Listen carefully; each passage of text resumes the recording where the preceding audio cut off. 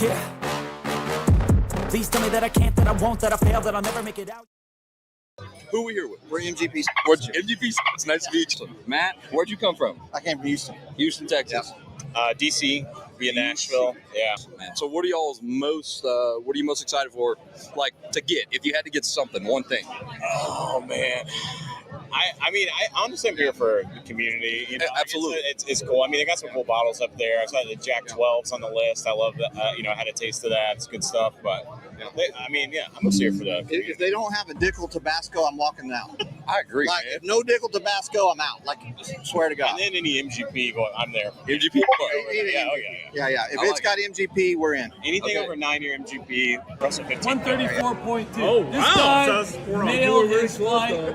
Big picture-wise, he nailed it. Nicely done, Matt. That's good. Nicely done, Matt. Really? All right, I'll see you guys. So, yeah, it stands a moment going later because he just nailed a blind flight about as good as we've ever seen. I could be totally wrong, but C reminds me, and that I had many pours that day at Spillway, so I cannot be held accountable for this.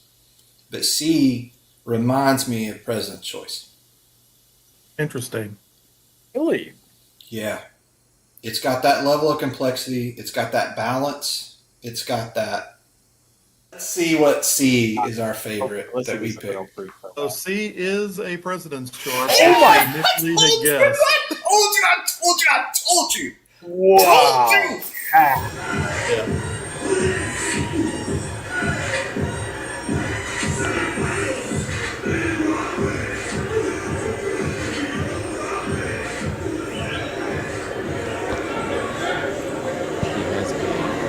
Cheese logo on his shirt, which I do. I love it. Look, pay me in cheese, bitch. I hope next week you get like 10 pounds of cheese from That cheese is expensive, Mac. I know, man. Cheese is freaking expensive. Hold on. No, wait a minute. So as soon as I've given you a proper intro and saying thanks for being here, and that you had a partner who may also be follically challenged, apparently that's not entirely true because we've got your I don't want to say better half. Axe here? Basically. I believe he is. But he looks a little different tonight. So let's add one more to the stage. The other half of Hack and Mack, who's looking just a little bit blonder than normal tonight. What? Oh my God. What's up, man? What's up, guys? The fact that you always say whiskey should be fun, I like that because I don't mind people geeking out on whiskey. I hate it when people get pretentious about anything, whether it's wine, whiskey, or beer. Because it's all subjective. I don't care if you know what that Jack Daniel's liqueur that Todd let me try that. I thought was fun. That was great. Some people are like, you can't drink whatever. It was fun. You know what? That's whiskey should be fun. So I like that you. That I can't, that I won't, that I fail, that I'll never make it out, yeah. Please tell me all the bad, never good, fill my head full of every single doubt, yeah. Please say any negative thoughts, I pop off when I hear people say I cannot. I get off to the thought of proving everyone wrong, I won't stop to the top, so you better back off and get lost. I'ma stay loud, stay proud, never running out, never heading south. I'll be spreading out, call it word of mouth. What's up, baby? What's up, man? What? Talk about shenanigans. We've been up to some shenanigans lately, my friend. We have been up to it. I feel like the last time we were live is like a month ago. I know. Feels like forever.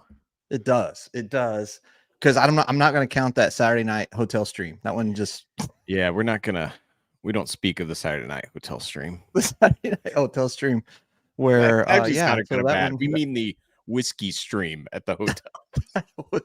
we were deep in the whiskey, but cheers, everybody. Welcome to the Hack and Mack experience. And we are so glad you guys are here. We have been growing at a pretty rapid pace, and we're so thankful to everybody that's supporting us, everybody that has been tuning in, everybody that's subscribed. We've got some big, huge announcements to make tonight. But before we do, just for those that either watch this back, you're live here for the first time, Mac, tell them who you are. I'm Mac. Oh, you want me to go more? You want me to say? I mean, a little more. I mean, just a titch. No, man. Mac. My name is Brett, but people call me Mac. And Nashville Mac on Instagram, and then I met Hack, and it just fit perfectly. So there we go. It did. It did. We've been together. Feels like 5 years. No, just kidding. We've been together about 5 months now, and we met Spillway at a big bourbon event, and then we decided to do this thing. And so here we are 5 months later, recently hit the old YouTube partner program. And so we've got some exciting news. We've got some things we're going to talk about tonight, but we're just two dudes that like to have fun drinking whiskey for the most part. And we're on this whiskey journey. We want to take you guys with us, and we want to roll together through that. And tonight we're going to roll through some pours, roll through some good times, talk about what has been happening, what's going on, and let's get to it. But first, let's catch up with the chat. You want to do that? You want to catch up with who all's here? There's some comments here that are cracking me up. You got some good ones? Too much Andy in the intro. That was from Todd. Oh, too much Andy. You know, I'm trying to make up because I feel like Andy and we've got off. Oh, here we go. Off on a wrong foot a little bit as of lately. And what are you doing? What's that?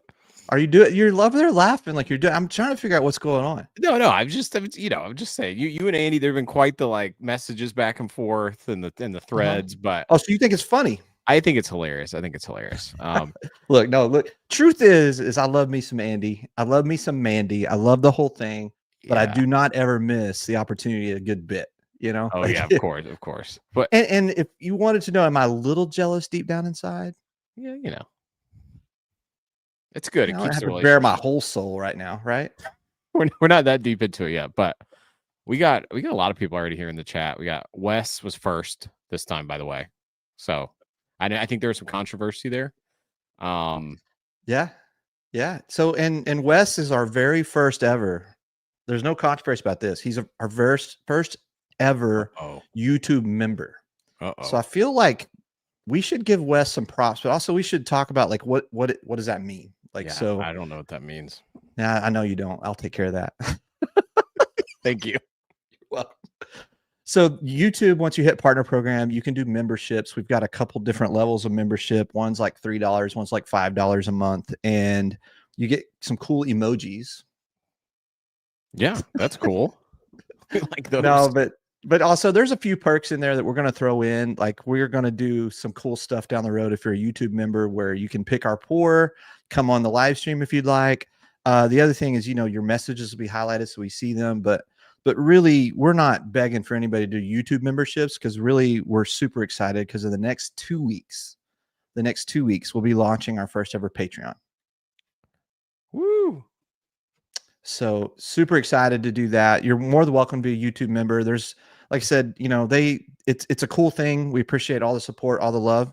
But we've talked a lot about this. We've talked a lot about our whiskey journey and what all we're going to do with it. But neither one of us want to turn this into like a real profession. No, we're having fun doing it. And so our plan is to every dollar that we make through any of this Patreon, YouTube, anything that comes in, we're going to put it in a little kitty in a bank and basically use it to do really cool barrel picks and find ways to give every dollar of that back to you guys however we can, whether that's experiences, whether that's samples, whether that's barrel picks.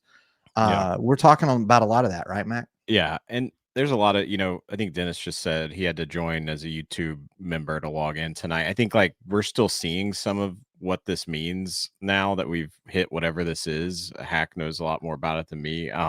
But I think the one thing to know is that we're going to very slowly be incorporating some of these things. And like from the money side of things, we don't even have that figured out of like levels or anything. And again, we want to eventually do a barrel pick, and you have to do some of these things to kind of get there. So yeah, and so that's the journey we're on, and thank you guys for riding with us, and we're gonna keep rolling. We're gonna keep doing what we do. We're gonna keep having fun. We keep having some pours. And speaking of having fun, so it's also one of the kind of the cool things that you can do. And thank you to Tim and thank you to Dennis as well. You guys being some of our first ever members is so cool. We appreciate you guys doing that. That is awesome. We also, so one of the things I've seen other YouTubers do this, and then thank you to Andrew as well. He's another member. We appreciate you, Andrew. Thank you so much. So one of the kind of cool things that you can do too is you can do these things called super chats. And I don't have a clue like how that's going to work or look on your side, but tonight we're going to have a little giveaway. And so tonight we're going to do something kind of cool. Let me pull up here, Mac, the old bottle cam for the people. But unlike my friend Mac, I have cracked this Weller 12, but I also have one that has not been cracked. I'm not like you, where I give someone a bottle and then I crack it for the whole room. I'm not. I would never do such a thing. Our YouTube shorts says different, my friend. Like, yeah, that was a crazy. You owe Tim an apology, by the way. I mean, he got a bottle for free. Some of it was drink, but he got it. So yeah. So for every $5 super chat tonight, you'll be entered to win this at the end of the night, a Weller 12. Lucky to pick one up this week. A lot of the Buffalo Trace product has descended upon Houston this week. We saw some Weller foolproofs going out through specs here locally. It makes you wonder, like, is Buffalo Trace starting to catch up a little bit and they starting to get more product out there? So pretty exciting stuff for the Houston market anyway. And then, so the other thing we want to talk about too is our good friend Alan. And thank you, Alan. I've got a special gift for him. He is setting up our Discord as well. So as soon as we get the Patreon set up, we'll also have our own Discord. And then what will happen is if you're a member of the Patreon, you'll get access to the Discord. We'll hang out here for a couple hours like we do, an hour, whatever. And then we will go to Hack and Mack After Dark. We'll move to Discord because that's where it gets kind of wild. It's a little crazy. That's awesome.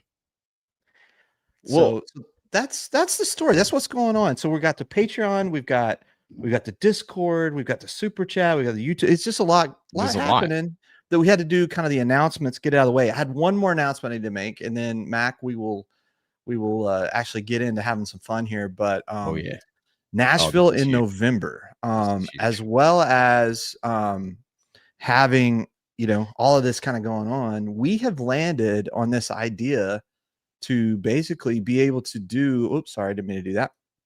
Be able to do an event, our first ever event, which will be Saturday, November 15th, and it's going to be at Southern Collective. And Max, so tell people tell us a little bit about Southern Collective. Like, if people that don't know and they're kind of like, hey, I'd love to go to Nashville, like tell the good people like what it is. Yeah, so Southern Collective is I really think, and I don't have the website right in front, but it's like a whiskey experience. I don't know how they particularly put it, but it really is. You go in and it is for, like, I think, true whiskey lovers, where you get to actually go and they pull from barrels. You can just kind of go through their barrels and they'll do some pours, and then you can fill your own bottle from the barrels if you like. They also have a cool blending sort of program where you can blend your own and you can work with the team there. And so that is, I think it's just such an awesome, laid back, really cool place, great people. And I'm super excited we get to have our first event there. It's going to be awesome. Yeah, that's awesome. There's some controversy here. Isn't the 15th Mac and Mandy's event? Did you check your calendar first with your other, like, do we already have a calendar conflict that you're going to have to pick? I did, but I think it is, I think we can do both. Whoever this Andrew, there was a lot of stuttering. There was a lot of stuttering going on there. No, we're doing it. We're doing both. I think it's some sort of half thing. Right, but yeah, I don't know how you're going to do that. If you send like a little Mac, like somebody that just looks like you, we're really going to upset people.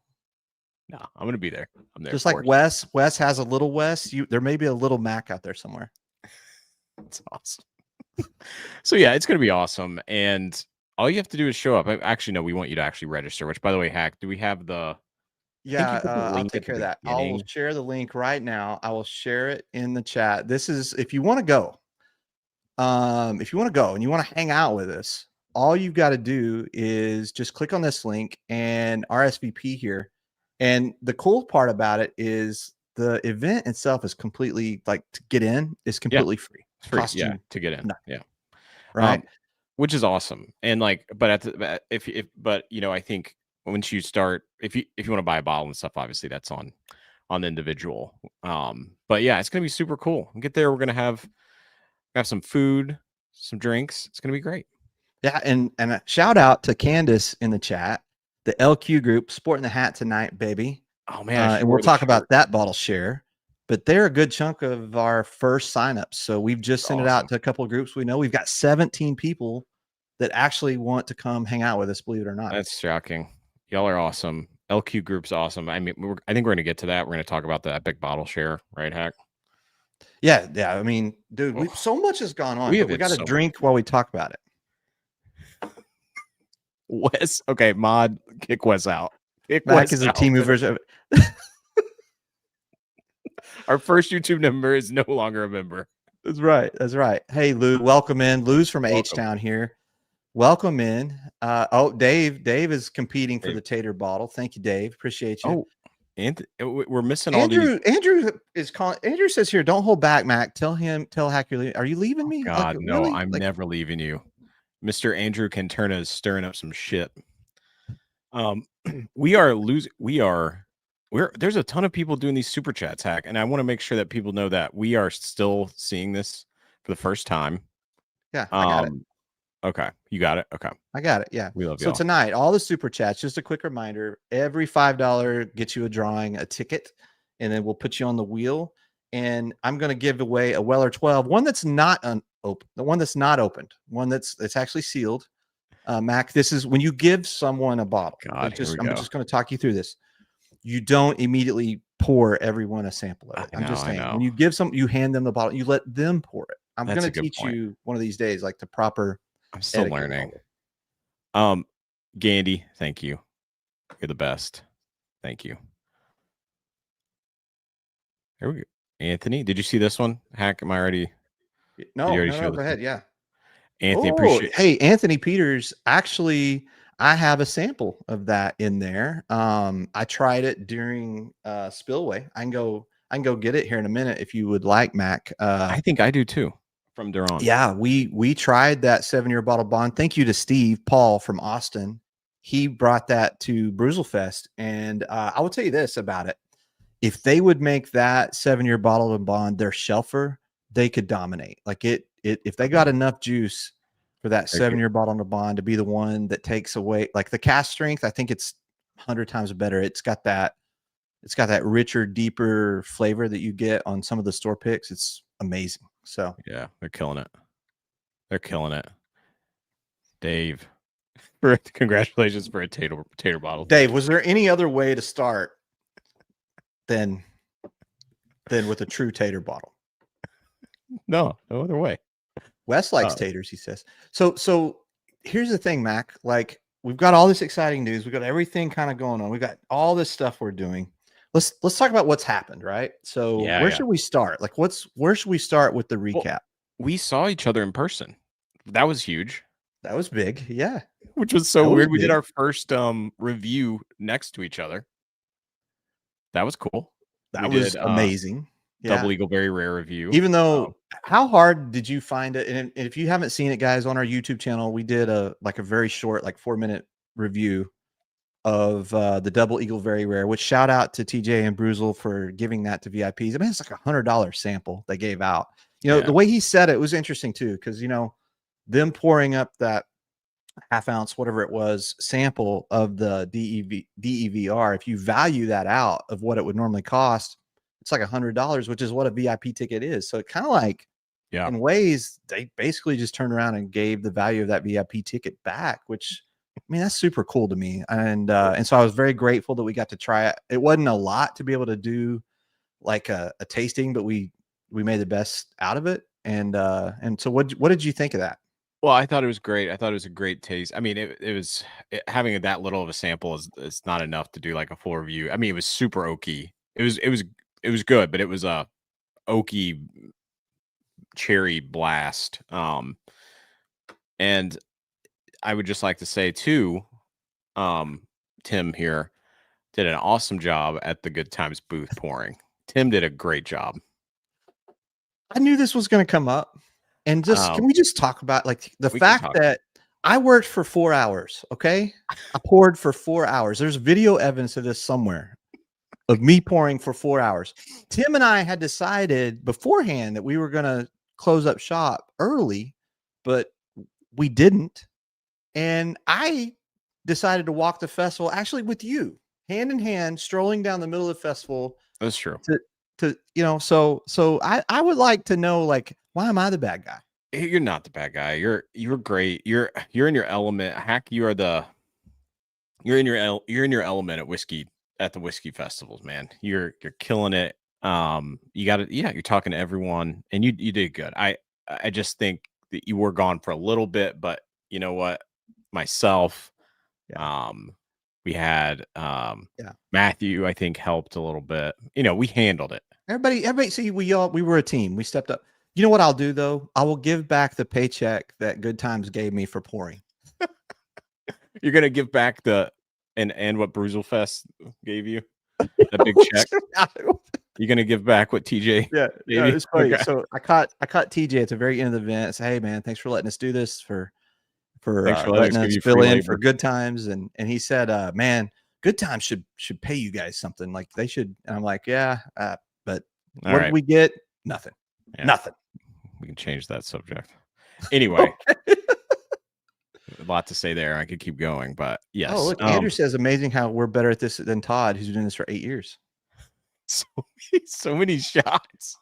We love Todd. Andy, Andy's he's on one tonight. I love it. He is on one.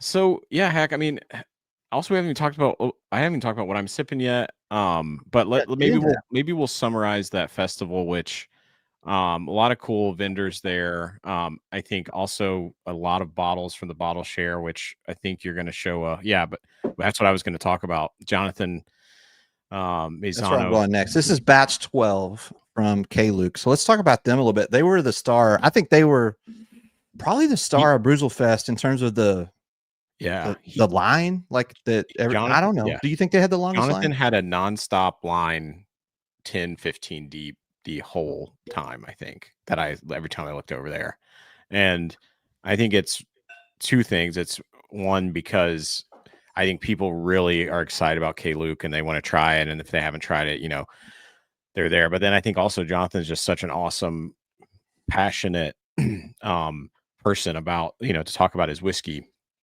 And he was taking time, answering questions and going through it. It's so cool to see that. Yeah. So I want to tell a little story. Like at the end of the night, we were breaking down the tents, and yes, I did help break down the tent. I came back and helped. I did. But we're breaking down the tents, and Jonathan's over there by himself. Like, master blender, Jonathan Mazzano, no helper, no intern, nobody, just him breaking down it. And so we went over there, and we had talked to him a little earlier in the night, and he was kind enough. Actually, he had a cognac finish that was kind of stuck. Everybody, all the vendors, even us over at Good Times, we had a few under the table whiskeys where like for good friends, people that and so and that was amazing. First of all, that cognac finish, but also just got a chance to talk to him about, like, man, like, you're here late doing this by yourself. He's like, man, I just have a passion for this. That's exactly what he said. And so, exchanged cards, information, all that kind of stuff. And I know that you've met him before, and you knew him from doing the Take event. It was my first time meeting him. I was just struck with how genuine, how honest, how passionate, and just really, when someone's that passionate about a product and about what they do, it comes out, right? Oh yeah. And I am just such a huge fan of what K-Luke is doing.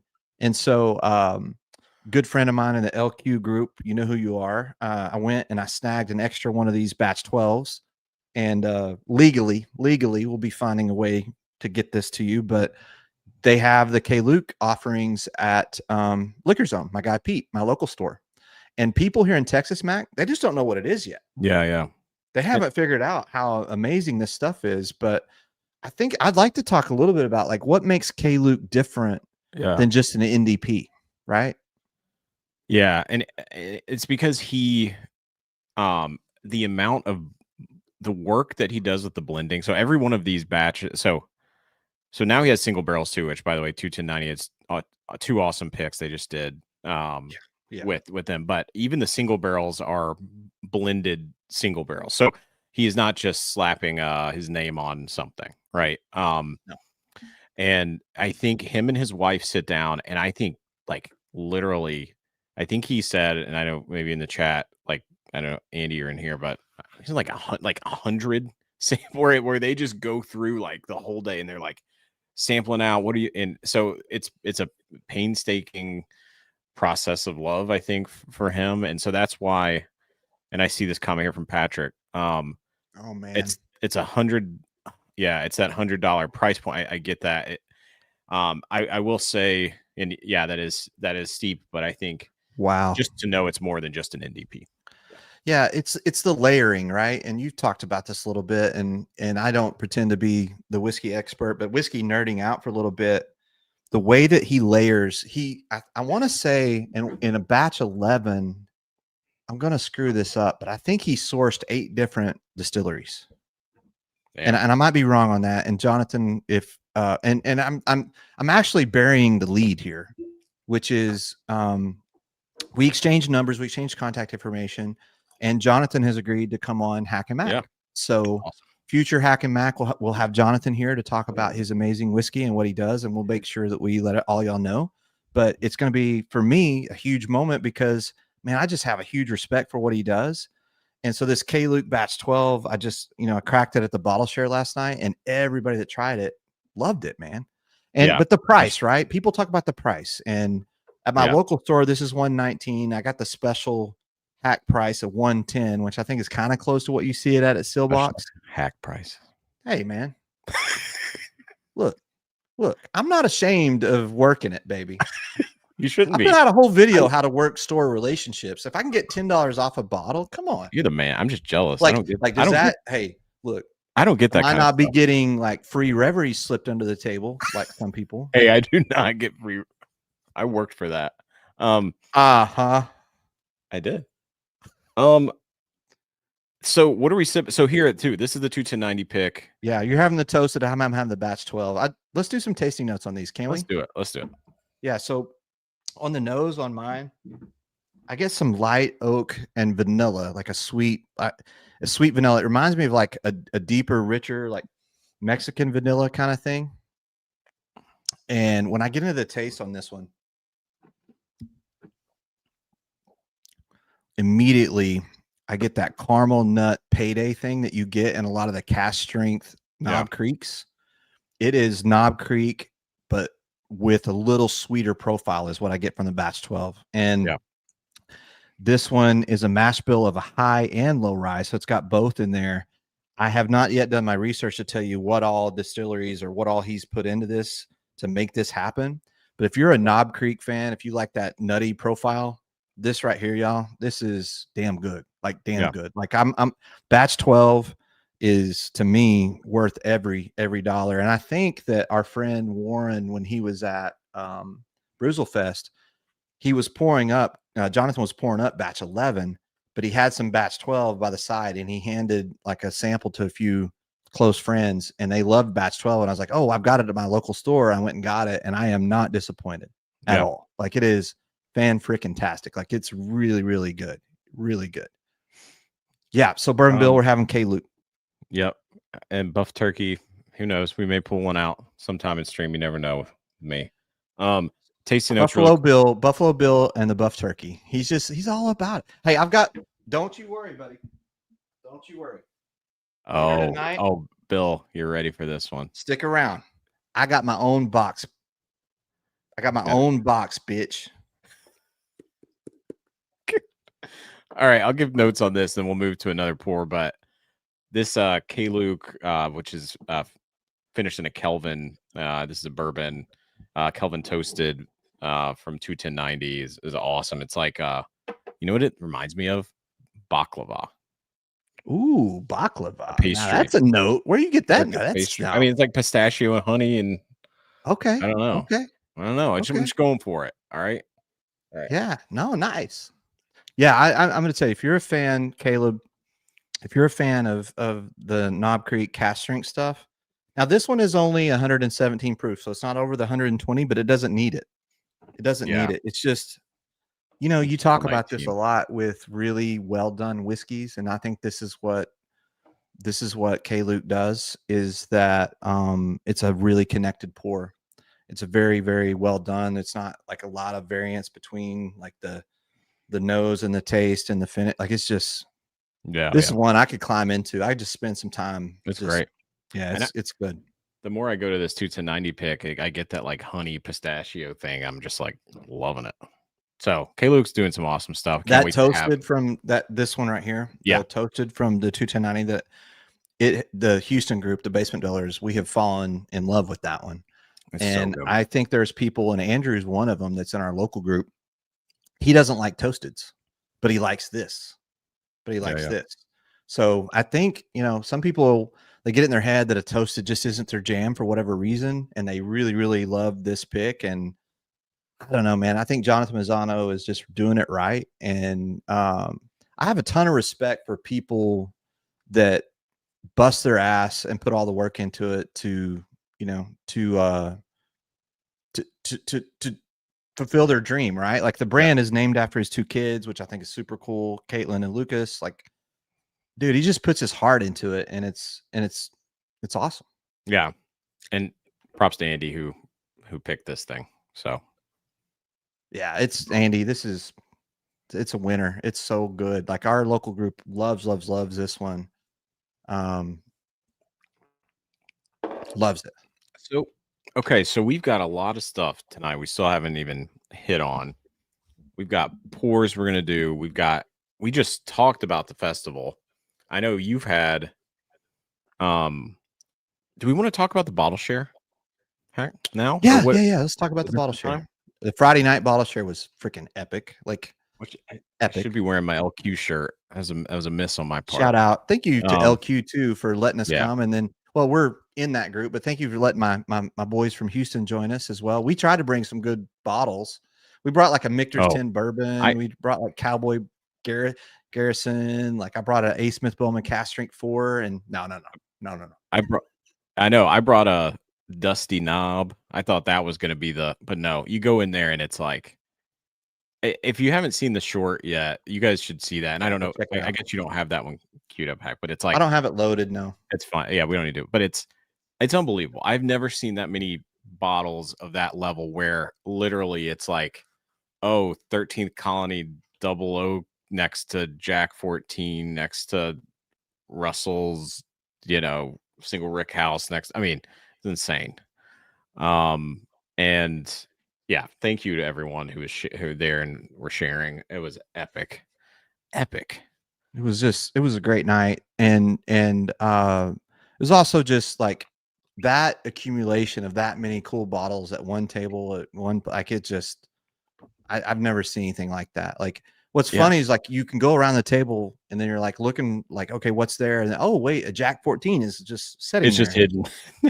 And I don't think anybody even had a pour of the Jack 14. I know the Jack 14 just sat there.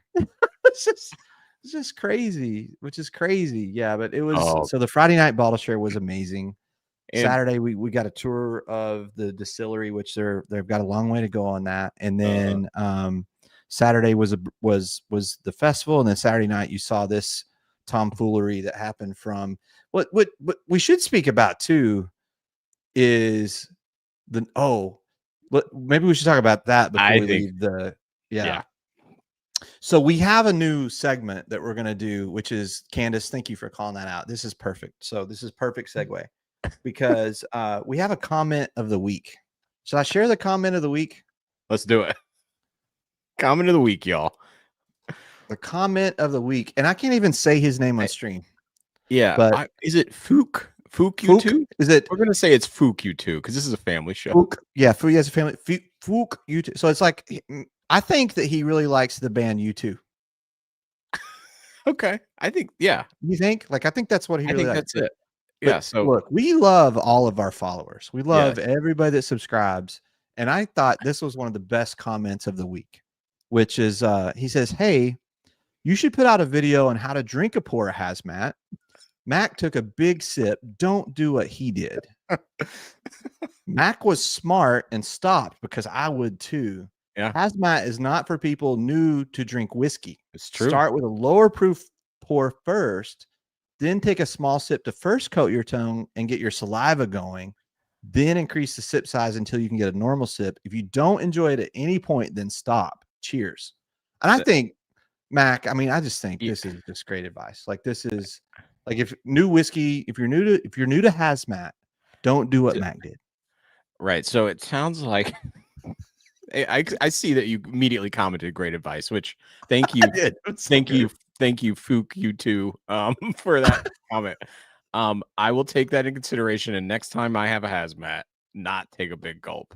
No, do not. And hey, and maybe what we should do, maybe let me see. Do I have it here? Yeah, I do. Hold on. Let's just see why did Fuke you two need to post this? Why did that need to be there? And here's why. 162. Do it. Oh. 162 proof. Do it in your nose. Yeah. You got there. What's the bottle? Hold up the bottle. What is it again? It's I'm gonna curse you tomorrow, probably. Can you show the bottle? All right, yeah, let's see the bottle here in a second. The nose is ethanol and ethanol. Also, some extra ethanol. Yeah. Can you show the bottle over here to the camera? Yeah. Nice. Wide Earp. Yeah. All right, here we go. On Slider. Palms up.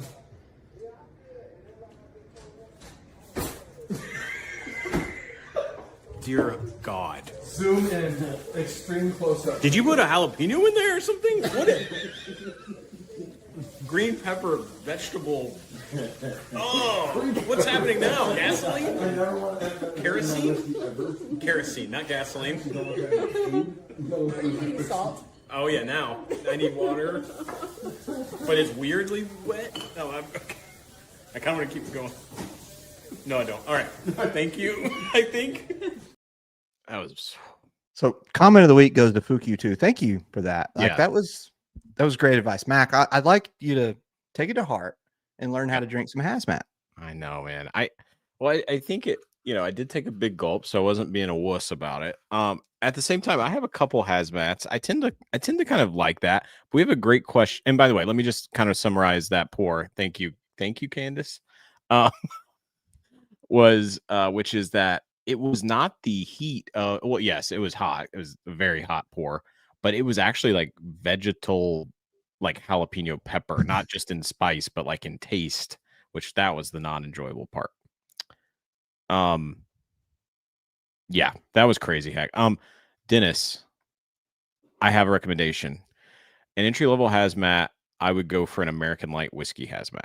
Oh, good call. Yeah. I think that one's gonna be a good place to start. Is like they tend to, don't you think? They tend to drink a lot lower, Which they're just so easy to find, right? Okay. I mean, so, yeah, it may be difficult. Hazmats are difficult to find. So, I just love mystery. No, you're right. I think on a lot of those light whiskey hazmats, you get a very like cotton candy kind of nose. It's got a sweet nose. Sweet. I think they drink underproof. I just want to know though, do you think that the Wyatt Earp drink overproof or under, like 162 proof? Like, so, that actually might have been the highest proof pour I've ever had from a whiskey, and I think it drank underproof actually, which is weird, but I think it drank underproof. Cindy says in Illinois we would pronounce the name a little differently. A little. It's not Fuke. It's not Fuke. Yeah. Anthony's got your back. He says, if you're a man, do what Mac did. Hell yeah. I like that. I like that. I like that. Yeah. So yeah, capsaicin. Yes. That's exactly what it was. Like pepper spray. Yeah, it was So, but man, I mean, that sums up like such a great, that was such a fun trip from just having all the, everyone in this. There was so many people from this community there, which I think is what made it. It was awesome. Yeah. I mean, I think, the festival's fun and stuff, but you really go to hang out with, like, I honestly, like hanging out with you in person is just so much fun. Like for me, like just, we don't Todd, Andy, they live close to each other, which is awesome. We don't, you know. Yeah. And so when we have a chance to get together, man, it's just my sides hurt flying home on Sunday because it was just like constant laugh, like just cracking up, just the stupid jokes, just everything the whole weekend. Like just I always have a blast with you, man. And it was fun. It was just fun. Like it's just awesome. We say whiskey should be fun, but it's like really fun when we hang out together and with the group, and man, just amazing time. Which I don't know. Should we like one thing? I don't. I think some of the Houston group knows, but you're coming here October 11th. I am. I will be in in a big Houston. bottle share. You're going to come in and hang out in H-Town, baby. So yeah, man. That's going to be fun. We're going to go down to Robert's house. He's got a cool garage bar, and I think we're going to try to go live from Robert's house. So yeah, it's going to be fun. That's awesome. I can't wait. Candace Robert, says thank if you we for the ever invite. need hazmat samples, look, maybe we need some hazmat samples once you learn how to drink it, Mac. I need to go to the Candace hazmat class. No doubt. Whoa, what do we got here? Speaking of hazmat, what is this? This looks dangerous. Whatever you got over there. Well, this is unfortunately not hazmat. I wish this was, but I promised I'd crack this bad boy at some point in the stream. Okay. All right. This is the heralded bowling pin bottle from James Beam. Do you know about this one, Hack? I mean, I know you know. I just know that the comments have been made about that bowling pin that they're not good. Like we can't. Can I? None I of can't those. say it. Can I? I can't say no. I can't say. We're not on the that- members only no. stream. There's a place where people think that bowling pin will end up, and I just can't tell you what that is. Now, if my name was Fuku too, I probably could tell you about it. So this is 8. So by the way, thank you, Tim. Which by the way, Tim, I just need to thank. We should just do we should just have a thank you, Tim, just at the top scrolling all the time, Hack. We should. He got this for me. He muled. I don't know how many bottles he muled to that bottle share, but you are the man. Tim is the GOAT. Like he is the all-time GOAT for like he's amazing. Like whiskey friends, like he's the best. The best. So I'll do this fast. It's a cool bottle, right? And it harkens back to a dusty Jim Beam release. I don't know if it was 70s. Is it 70s Jim Beam where they did a bowling pin? This is 86 proof, 8-year age statement Jim Beam. So that's why we gotta just go. Do you know the history on that? Like what was the thing that, because I guess maybe back then bowling was like really popular, or is there more to it? Is there more to the story? Like I don't know the story, right? I don't know the tons, but if you think back to the 70s, 80s Beam, there's a ton of decanter bottles which are crazy and awesome, and I mean, yeah, I think they just weren't selling, and so I think gimmicky bottles and decanters were the time, and I don't know the bowling pin specifically, but I assume it's something like that. The nose on this is good. It's not bad. It's nice, like Beam rich. I'm kind of surprised for the proof. Let's see how it tastes. Okay, that's a little thin. And what was the proof on it again? 86.8. Oh yeah, this is. I'd probably make a great Beam and Coke. Yeah, with like all Beam, little Coke. It's yeah, it's water. The first thing I get is just watery oak, a little baking spice, and then like you get that young Beam, which isn't my favorite. I love Jim Beam, but this is an awesome looking bottle. It is not to be bought for the juice. I typically don't buy things just for the bottle or box. So what the bro? Like, do they have like on your apartment wherever you live in DC? Do they have like a lightning tower on the top? Because I swear to God, dude, like that one right there, you're gonna get struck by lightning. Saying I don't know things what like you're talking about, Hack. Dude, they got you on this one, bro. They got the bowling pin. You saw the bowling pin. I love it. You needed the bowling pin. You bought the bowling pin. I love the bowling pin. The juice, though. You know what you should do? I got a great idea for you for this. What?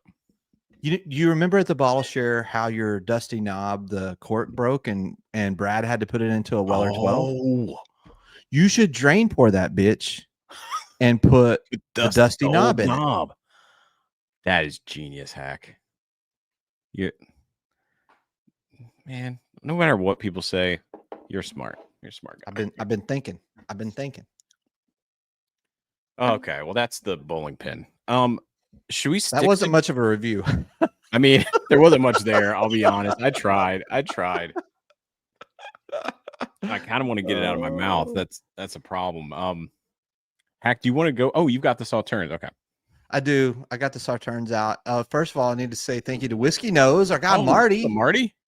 Yeah. Marty just with a $10 super chat. Thank you, Marty. Marty, tonight's super chat.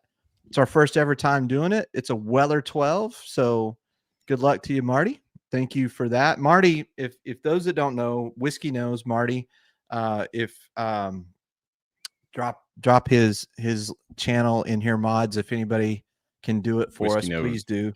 He's a good friend of ours. I think we're working on some stuff where maybe we do a little collaboration on a barrel pick. Marty, we were just announcing that we're just a couple of weeks away from doing our own Patreon, and I'm so excited for some opportunities that we're working on. But Marty also happens to be the cousin of Nancy Fraley, that Nancy, and invited her to join us a couple of weeks ago, which was the highlight of my whiskey journey at this point. So thank you again, Marty, for doing that. So shout out to Marty and Whiskey Nose. It is a great channel. He did a review recently on Holiday that I agree 100% with. So I think that's all I'm gonna say about that. Also, if you ever, the blinds that Marty, he can kill a blind. He can kill a blind. Oh, Marty on a blind is something else. When he does them, I mean, he can nail them. He's amazing at it. So yeah, appreciate everybody being here. Cindy, is that a bowling pin in your bag? Yeah, bro. If you put your dusty knob in the bowling pin and then put it in your pants, dude, Cindy's on a roll here. Look, you're cooking, bro. You're cooking. Yeah, I was a stuttering. That's a great point, Cindy. That's a great point. That's a great point. All right, so we're getting into this one. So this is just, let's talk about this one for a minute. This is James Beam. This is Distiller's Share. This is only sold at the distillery, and this is a gift from my friend Mac, which thank you for this. Yeah. This one is finished in Sauternes wine cask. Which I'm probably screwing that up. I think you got it. We're gonna give you. Yeah, you got that. And they call these kitchen table collab number 2. Number 1, I saw at the distillery when I was there in December, and it was finished in Worcestershire. So I passed on that one. I can't. Have you had that one? Have you had that one? Has anyone in the chat had the Worcestershire finish, Jim Beam? Because I want to know. I just want to know how that. I didn't want to know bad enough to buy it. I didn't want to know. I probably would have bought it. Alan says it's an ER visit waiting to happen. Is Caleb in the chat? Bowling pin, yeah. Actually, is Caleb in the chat? Has he ever seen a Jim Beam bowling pin in the ER? Caleb, our resident ER doctor. He's in here. I bet he's seen worse than that. Yeah. I bet he's seen worse than a dusty knob. Or I'm sorry, So this is Sauternes is a sort of a sweet white dessert French wine. And this is 105 proof. Does it have an age statement on here, Hack? I do not see it anywhere, my friend. I do not. It looks pretty young though. Yeah, so it's 105 proof, but I'm really excited about this one because I like Beam, and then I think the finish in Sauternes could be really cool. They do sneak in that it's also barreled in American and French oak, which I think is kind of interesting on that. Yeah, I like it a lot though. I'm getting where I like. I mean, this is where I'm at in my whiskey journey. I'm starting to like sweet wine finishes. Ooh, I'm starting to get into the sweeter wine, not the drier wine, but the sweeter wine finishes. And this one has that sweet wine finish. It's got on the nose. I get a little of that like dessert wine on the nose. It reminds me of a dessert wine that my wife likes to have every once in a while, and I cannot remember it. It's German, and I cannot remember the name of it. It's a German sweet wine, and I don't know wines as good as you, and I don't know wines as good as Mandy, but I know. Is it Riesling? Yes, thank you. Yeah. Thank you. It's Riesling. It smells almost like a Riesling on the nose a little bit. Which Riesling isn't just dessert wine, but yeah, there's some that are sweet. I was just at a German wine festival yesterday, which is Oh shit! I love. I was just at a German wine festival. oh god. Mm, I'm la, just la, la. here come the comments. All right. I just dig my own grave here every No, week. no. You're I very dig well my own connected. grave. No, here. no. You're very well connected. You have a lot of people that are biting for your time. So that's how grateful I am that you'll spend a few hours with me on a Sunday Are night, you bro. kidding Like me? I'm just lucky. You know what, Mandy can happen. I just want to catch the crumbs. No, man. That's all. I just want the crumbs. Stop it. That's it. Stop it. All right, let's get in here. Yeah, so it's a sweet Jim Beam nose. It doesn't have that nuttiness of the this is Knob Creek. much better than the bowling pin. Yeah. See, so you had the bowling pin before that, so it's only going to go up. It is, yeah. It is. This is sweet. This is really sweet, but it's not cloying like Andy, thank you so much for the membership. Too kind. Thank you. Thanks, Andy. Yeah, there's the link to Whiskey Nose. Y'all check him out. Thank you, Matthew, for doing that. Appreciate you, my friend. Yeah. So, Alan, thank you, Alan. Alan's big dog. Alan's he's going to run our Discord for us. Thank you, Alan. I think I like this, but man, can you imagine which they would never do this? Like if you had like 10-year 11 cast strength of this, that would be awesome. It would be.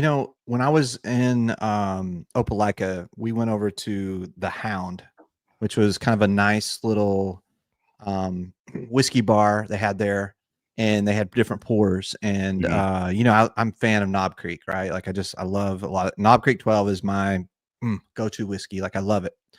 And so they had a couple of different ones. They had a Knob Creek 15, and then they had a Knob Creek 25th anniversary, which I don't remember how old that one is. Yeah, but I think I like Knob Creek 12 better than both of them.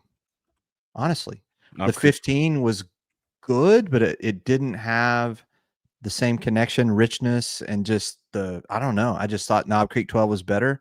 And then I think the Knob Creek 25th was oxidized. I really do. Because it was almost like sour dishwater smell. Like it just wasn't. Oh, that sucks. Yeah. So I think it was just oxidized and it wasn't great. The age statement is 12 to 13 on the 25th. So that's on the 25th. Okay. Yeah. Which I'm dying to find, Knob Creek 12 cast strength. Like that's my holy grail. Like I would love to find. I know that Bourbon Bill, he did a review of a pick that he found that was that. And I think so and River Roots, which something I was going to ask you about, and this I'm bouncing all over the place, but River Roots is an NDP, right? They source a lot of beam, and that's where my mind went to. And it's a lot of the beam that they source is between that 10 and 11 years. It's got that GE code. Do you think that these NDPs like River Roots have jumped the shark, where they picked all their good barrels and now they're having a hard time sourcing barrels that were as good as when they first started? Yeah, I think it's just what happens, with you can't have unlimited great barrels unless you're a rare character. Sorry, I had to do that. I had to joke. That's the second one, and not rare character, right? Like that's the joke. Rare character right? has some good stuff, but I think we're seeing the same thing with rare character. I haven't had enough River Roots to. You weren't in love. Like let's just call it. You weren't in love with the River Roots you own. I have a 13-year rye from them, and I was really excited about it. 95.5 MGP, and just not my. It's not. Yeah, I don't know. So I feel like. And I don't want to put them on blast. I feel like maybe they go in phases with barrels. I feel like if rare characters having that problem, River Roots having that, like who's doing it right, I think is a good question. And like I think short barrel. That's like the number one I go to, short barrel. Yeah, I think and even them, I think they're doing a great job. But even like their latest cigar batch 3, I don't think it was as good as 1 or 2 that I've had. So like I think to be an NDP in this world, it's tough. And that's why I like what K. Luke is doing, where they're master blending a bunch of different distilleries rather than tying their wagon and doing one finish on a barrel, right?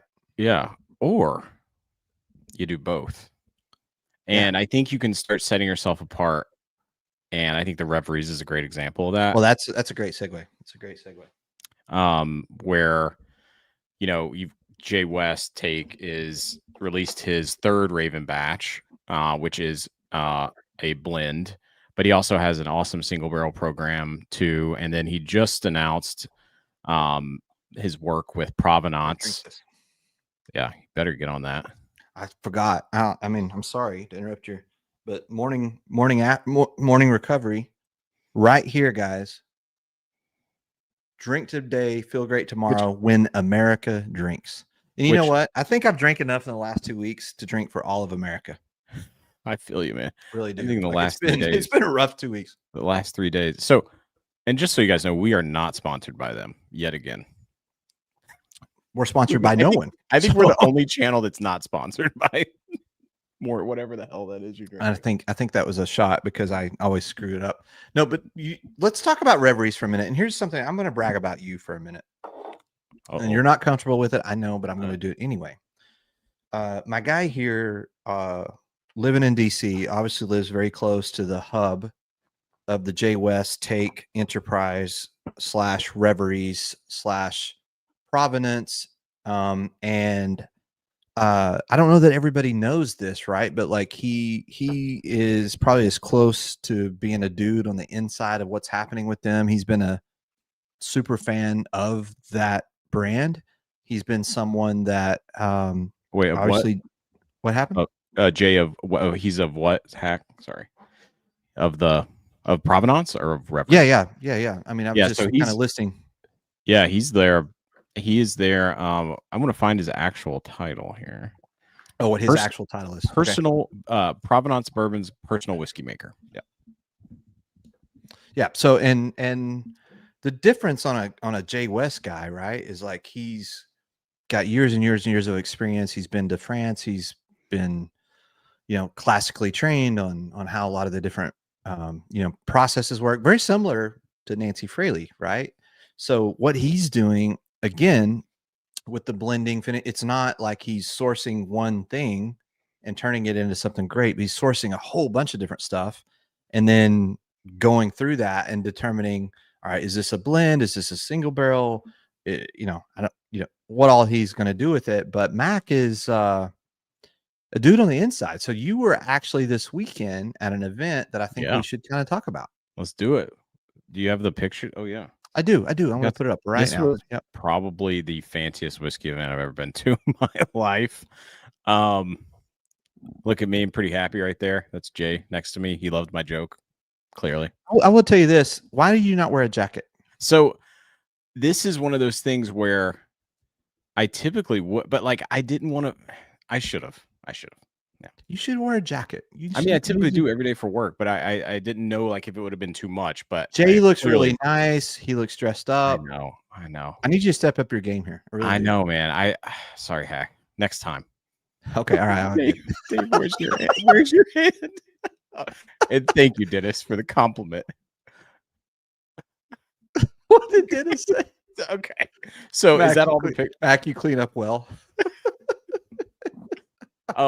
So this Provenance, this is the launch. Dave wants to know where your hand is. Is your hand? It's on his back. Everyone just settle not down. Lower than the waist, right? Never. This is a fancy event, y'all, and I was lucky to be there. Honored to be invited. And yeah, I mean, it was just super cool. It was in Georgetown at a really cool building. It's gonna they have a little bit of the shared pour stock, I think, in there, but then also it's like an event space, so it's super cool. Do you have the picture of the food or no? Because that wasn't. Is that the only picture you have? Hack, that's fine. I can't hear. Oh, Hacks. Okay, so yeah, they had like 4 different kinds of bacon. They had like macaroni and cheese stuff. They had it was donut with barbecue on it. They had.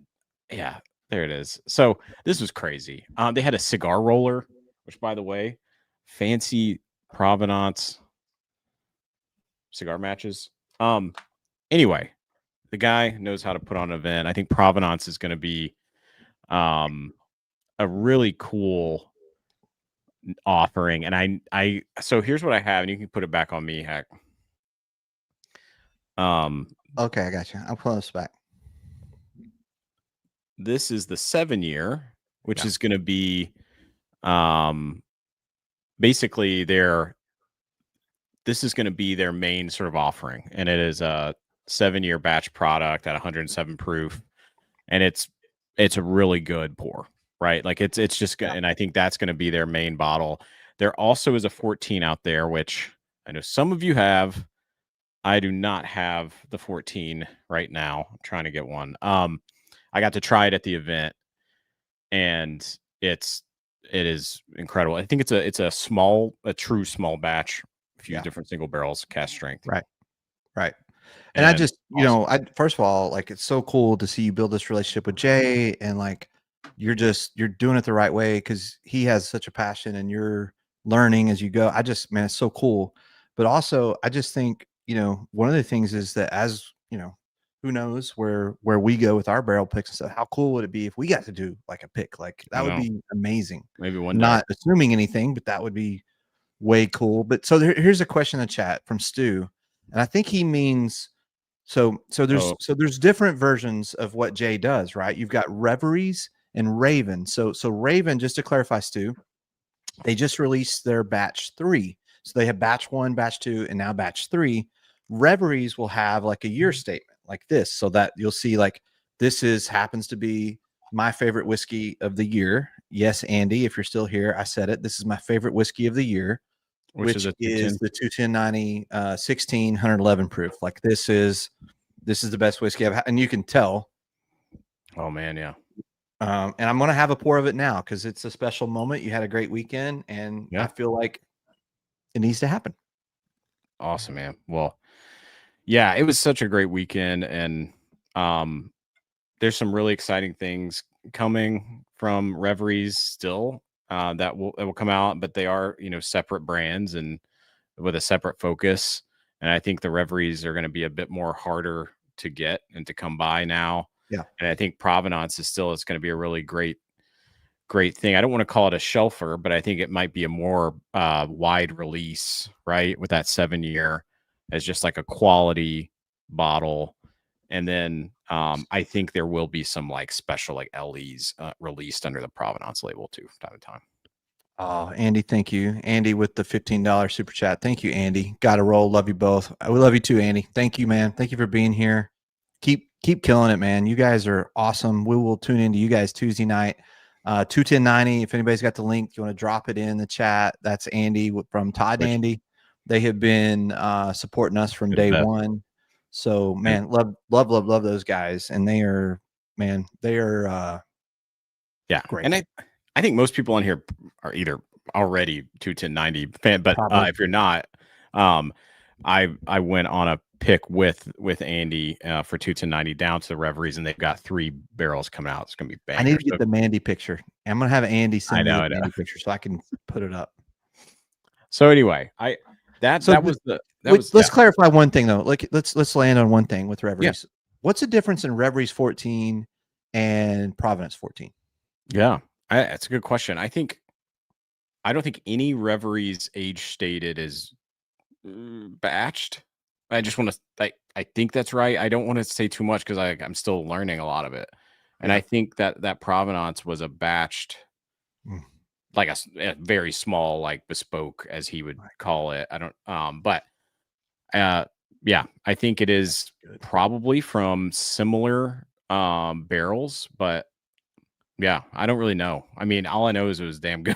They're both really good. So it's funny too, is like we had all those bangers at the LQ bottle share, right? And you're trying all these great whiskeys, and not to knock anybody else's whiskey, but I got to the no clock stops. Oh yeah. Oh man. And I was like, my God, that one is so good. Okay. So I meant to grab that.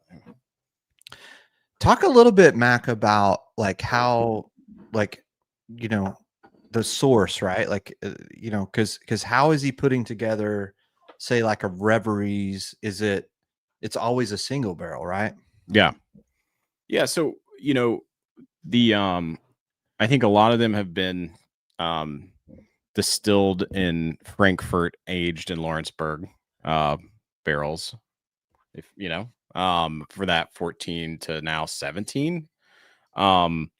That's what I think for the most part. That's and then I think for the 10 years you have, which have been 9 for a long time now. I think they just turned 10, which is the 210 pick is MGP. We have the Sigma Moreau barrel. There's some Kelvin out there. I know for some I want to ask you this, and this is something I'm going to nerd out for a minute. Is Jay taking certain barrels and saying, "Hey, I'm gonna finish this one in Sigma Moreau. I'm gonna do this one in French Oak." I mean, does he have a bunch of stuff in the background going on where he's got experiments happening, and that's how he gets here? Like, is there anything you can? Am I asking things I'm not supposed to ask? There are some things if I told you, I'd have to kill you. I thought so. No. I think some. I mean, some I just don't know.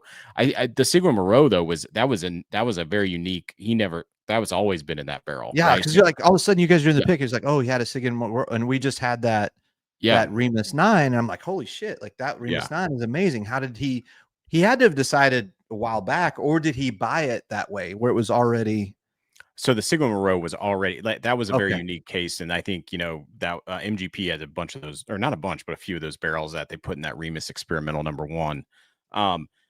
But I think there are going to be some releases coming out that start to get a little bit more into that space.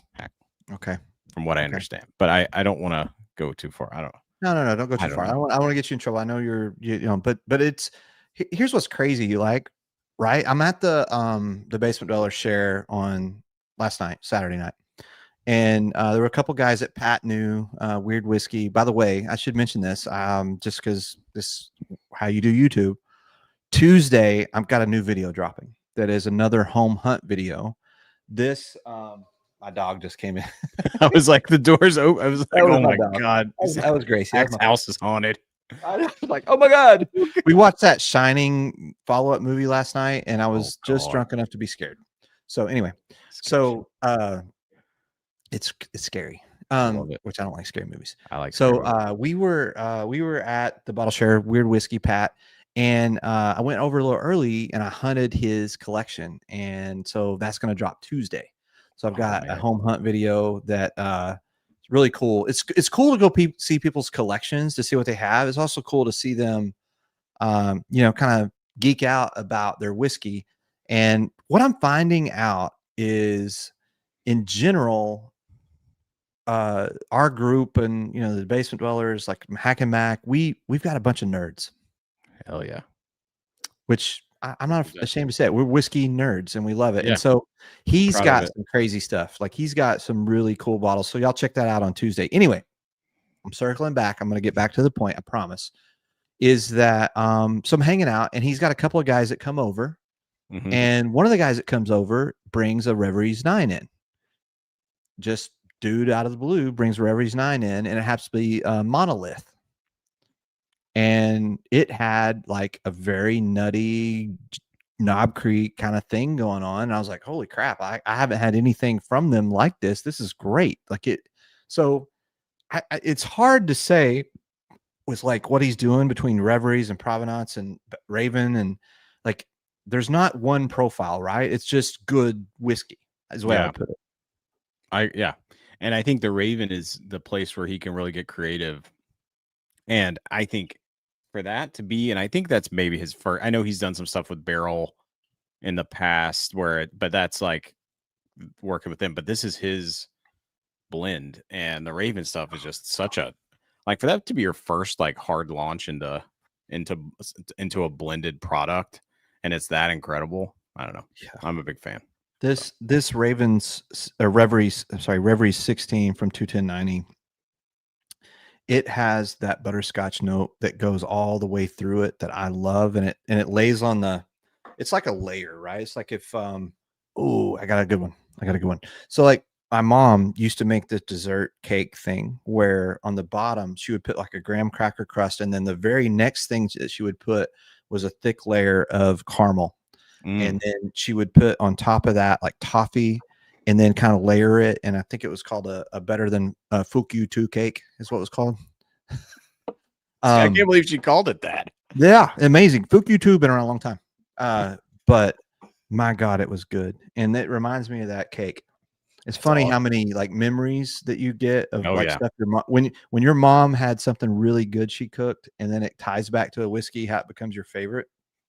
But or it's like, and it's also got not cherries, it's not blueberries, it's got a fruit on it that is more complex than both of those.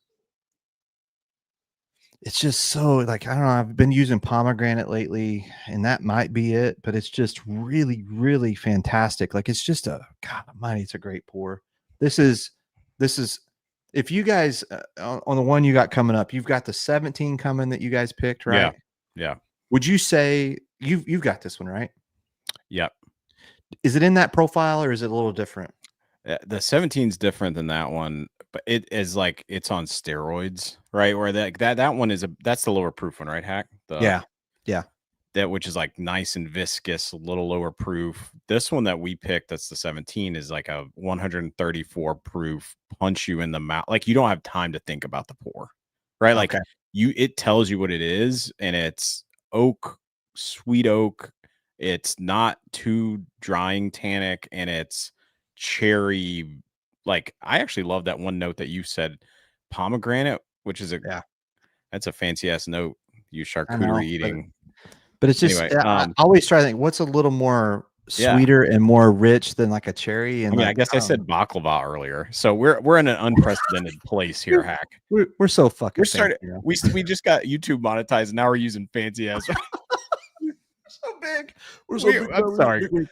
I need to answer Matthew real quick. Young Matthew, you're not miss out on a thing. The YouTube memberships, I'll just be really transparent. We make 70% of those. When we do the Patreon, I think we make 88% of those. So we make more on Patreon than we'll make here. And why do we care? We don't care about what we make, but what will happen is every dollar, every fund, everything that we pull in, it all goes to a kitty that we're going to start collecting towards buying our first barrels so that we can do barrel picks. And what is that? I don't know. We've given you some hints tonight of what we're trying to go for. Okay, Luke, but we'll see, right? Like we want to do something really special, really cool. But that's honestly, neither one of us use YouTube as a way to fund our houses or our bills or anything. So we want to fund picking barrels, picking whiskey. So. And we haven't even asked the chat what they're sipping on. There we go. Bradley, just pour the 21090 pick of that 16. Of the 16? Oh God, Bradley, it's so damn good. It's so good. It's just amazing. Man, I have not had the toasted seagrass stew. I like seagrass. If I'm in the mood, it's weird. It's like someone else said this once where it's like I want the barrel seagrass once every 3 months or something, and I think about it. I'm like, oh, I'd love that pour, and then like I'm kind of done. But like I think it's a great pour. I've never had toasted. That's what. Is that the one that Good Times did a knockoff of with the Mar? Is that what it was? Yeah. So it's like I forget all the finishes in there. Dennis wants to know how much the Pat. So here's something about the bottle share last night that was really kind of interesting is, I'll go over to Robert and it's like 8 o'clock. I'm like, all right, we've been there since 4. I'm like, hey, Robert, like getting ready to head out. We had an hour drive across Houston. Like we're going to wrap this up. All right, maybe we go 30 more minutes. I said, okay, finish this pour. We'll go 30 more minutes. 8:30, we're going to leave, right? So as we're about to leave, 2 more of the basement dwellers show up. Richard and Harry and his wife show up. So, we got to have more pours. So what Pat got to experience is like us going heavy. And then he had another group that came later. So I think Pat and them, they went pretty late last night. So let me, wait, where's this? Okay. So Dennis, I think on the website, there's only a Reverie. Sorry. Okay. Reveries 16, 14. I don't off the top of my head, Hack. 350. 3. Yeah. That when you're in that, these are not cheap. Yeah, I Pat. don't know what I've to do said- now. I don't know what to have Well, now. Like you have after the you no-clock have this, stops? it's like I don't know what to have now. It's going to be a letdown. Did you get the no clock stops? I did not. Oh, sorry. That's what I'm drinking right now. I would kill for it. I would kill for it. I would give It your is- firstborn. I would take that Jim Beam bowling bottle and I would do bad things to you with it to get the no clock. I can't even. right as I take a sip. Christ, can't take you anywhere. I just meant I was going to beat you over the head with it. That's all. Nothing. Hey, nothing Hack. This is a great question. Can you from Eric? What's up, Eric? Can you do a Still Austin Tanager pick? I know, Hack, you have some connections, so yes, let's do it. Well, they don't do picks because they're not single barrels. They'll never be single barrels. But I don't want to hear excuses. Yeah. Can we get access? So the thing about the Tanager, it is years and years of layering, blending work that Nancy does, and so there's not a single barrel version. I know. Of I that. I think Eric knows that. I think he's just. But if I'm Mr. Gullible, so I thought maybe he was being legitimate. I was going to try to answer the question, but I do have news about Still Austin that I can share. Okay, let's go. I will be there December 11th to do another pick. But not with me, guys. Not with you. Nope. So there is a store, and I I'm can't trying talk a lot about it yet. Like I got to kind of keep it on the DL. But there's a store that's opening, and they're doing some crazy stuff. And I'm not ready to talk about it yet because I need to do some fact checking. But what I do know that's true is we've talked with Christian. We got it on the calendar, and we scheduled it. And and so we're trying to get some advice from our good friend Nancy on where are the good barrels. And got another Still Austin pick coming. That's awesome, man. Well, congrats on that. I'm not jealous at all that I didn't get the invite, I think that's what I'm gonna have next. I mean, I can't have anything as good as this, but I'm gonna have Still Austin. Drinking a new Clark and Sheffield single barrel, 125 proof, made by 1792, Benny's brand, named after the streets where Wrigley Field is at. Jury is out. Better tonight. Huh. I do not know anything about this, Cindy. No. And that is cool. Just because it's Wrigley Field, I will tell you last night we had a competition at the end of like what the worst whiskey was, and Field of Dreams. Yeah, I've avoided that one. Who does it? Who's the? I have no idea. Okay. I have no idea. You don't need to know. Okay, we don't need to know. Just don't buy it. Don't drink it. Like it's awful. Lou, Seagrass Amazing is the best rye I tried at Whiskey Festival in Austin. Yeah, it is it hits the spot when you want a nice like rye sweet kind of like it's a cool pour. Yeah. And the other thing I didn't mention too, Still Austin at Brulezfest, they had in the VIP area, they had a little playoff thing. I think it's a really cool idea too, Mac, like the playoff thing. Like they had 8 different whiskeys and they put them in a bracket. And you didn't know which ones were which, but you just picked A or B, and they advanced them. Do you know what won the entire bracket? What? Oh. Still Austin Cast Strength. Wow. Still Austin's killing it. Yeah. Since I just had the no clock stops, and I just kind of, I know we've been talking, but like I gotta tell you, he's right about that. Top 5. It is incredible on that one. Incredible. And it's the finish is still there. It's just so good. And also Dave agrees. Which is why, Hack, I know you're trying that, and I want you to tell me, but which is why after no clock stops, I'm gonna go to Ass Pocket. How my ass teeth? How my ass teeth, baby? How my ass teeth? What are you talking? What are you doing? It's like Mike Tyson. When Mike Tyson says, "How my ass teeth," I would imagine like if Ass Pocket Whiskey, if they were ever going to get like a spokesperson, it should have been Mike Tyson. How my ass teeth? Like he would have. That's what he would have said. No comment. I have no idea. I guess we are at the after dark portion. So congratulations, everyone. If you didn't know we were there, we're there. Calling it that's better than what they call it. Like how my ass teeth. Thank you.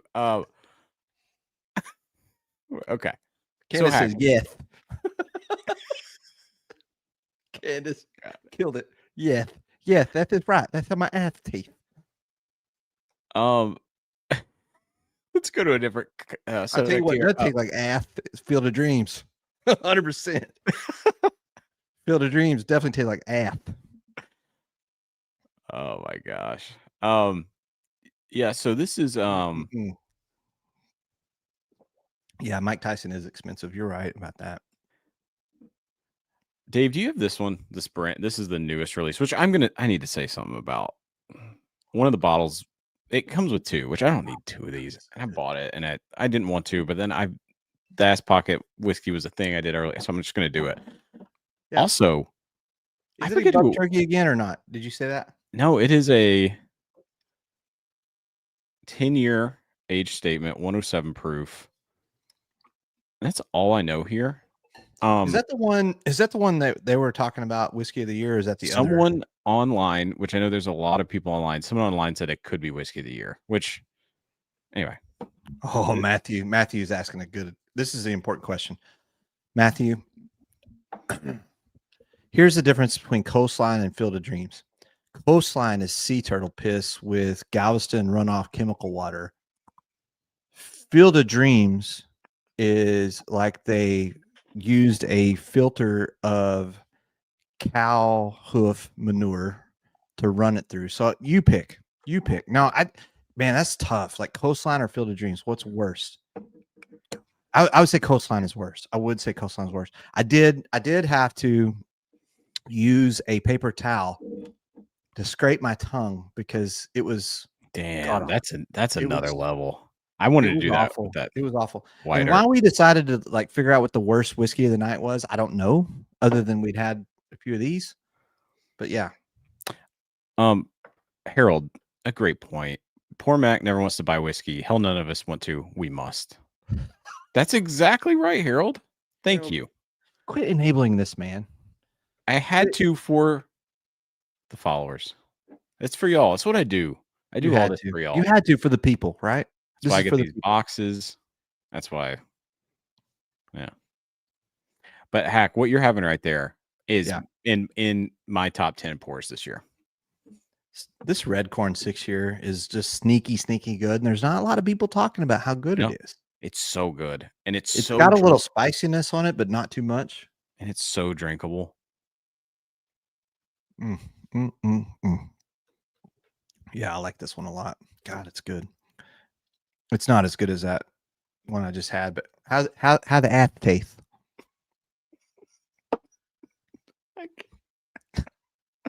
I can't even drink this with you freaking saying that. Sorry, I'll stop.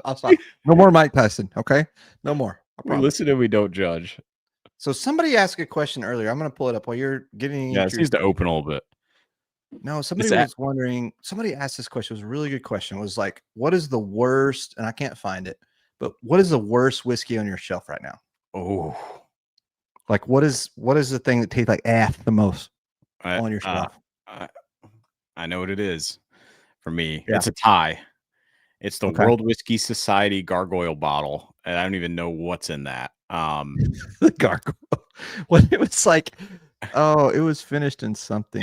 It's a light whiskey that's proofed down, and it's finished in like 5 different like Armagnac tequila. I don't know why I got it. And then Penelope cigar. They're tied. Oh, you really hate that Penelope cigar. And no.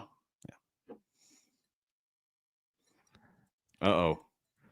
Oh, Chattanooga single barrel can't do it. Ooh, that's some fighting words. Hey, everyone has their own palate says Rebel 100 tied with regular Larceny. Oh, wow. Rebel. Yeah. People tend to like Rebel, Cindy. I'm all right. Everyone has their own palate profile. Matthew says Bonville. Matthew, I would have agreed with you before last night. Oh, we had one last night that was actually really, really bad called Fort Hill.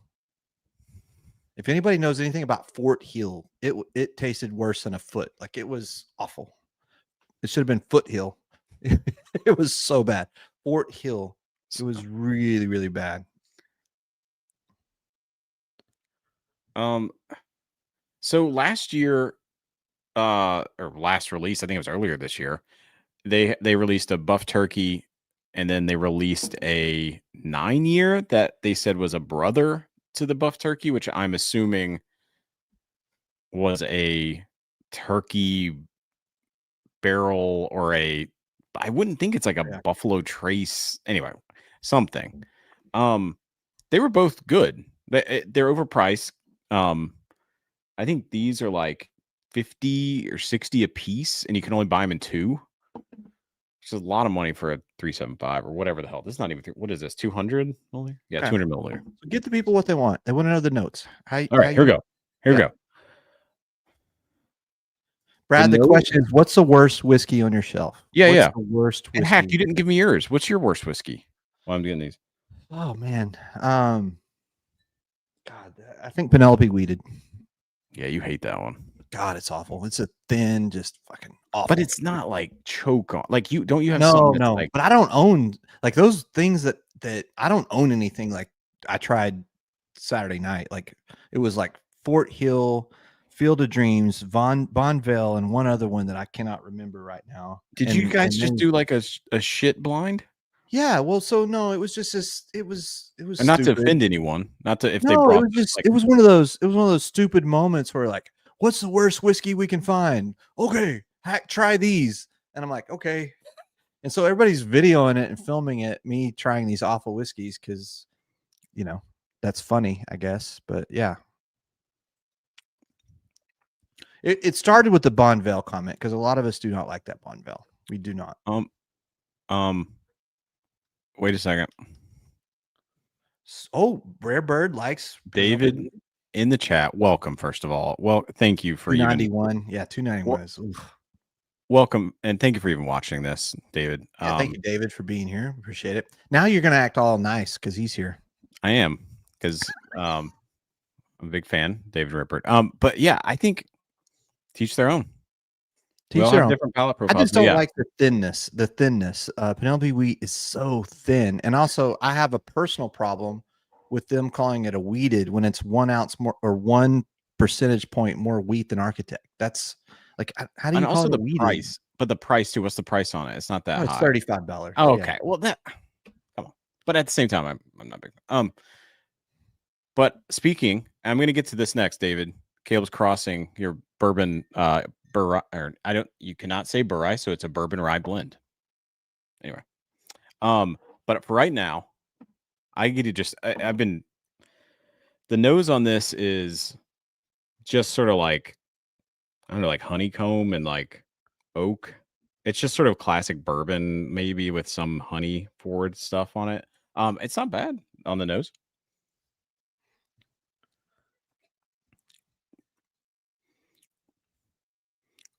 I get more of that on the palate. It's I get like a honey-ish honeycomb, like maybe a pastry quality. It's good. It's good. Whiskey of the year good or no? Whiskey, not whiskey of the year good. No, not whiskey of the year good, but that's you should not judge it. But maybe some people would say that. But that is the Ass Pocket Whiskey Review. It is good. It's good. Since Rare Bird is here. Yeah, and that's what I wanted to do this. And I promise I'm not going to embarrass you, but I do want to know his opinion. Yeah. I promise I'm not going to embarrass you. I promise. I'll be nice. I will no more. I will not talk about ath anymore. Okay. So this right here. I know, David. Oh, yeah, you have to have been asked about this before. I saw David in the Reddit, right? Wasn't he in the comments? Was he in the Reddit comments on this? Yeah. So our good friend Dave Vogelsang, here's the story. No, I'm talking about David Jennings was in that, but no. I am too. I'm talking about both Davids. Our good friend David Vogelsang, he sent us a blind, and we tried this, and we both liked it when we tried it in the blind. And so I did some research on. Yeah, I liked it. Yeah, because when we were doing our live show, and I put a short out, and that short did awful. I don't know why. Like it's the worst short. Like, so I don't know why the short did so bad, but it did bad.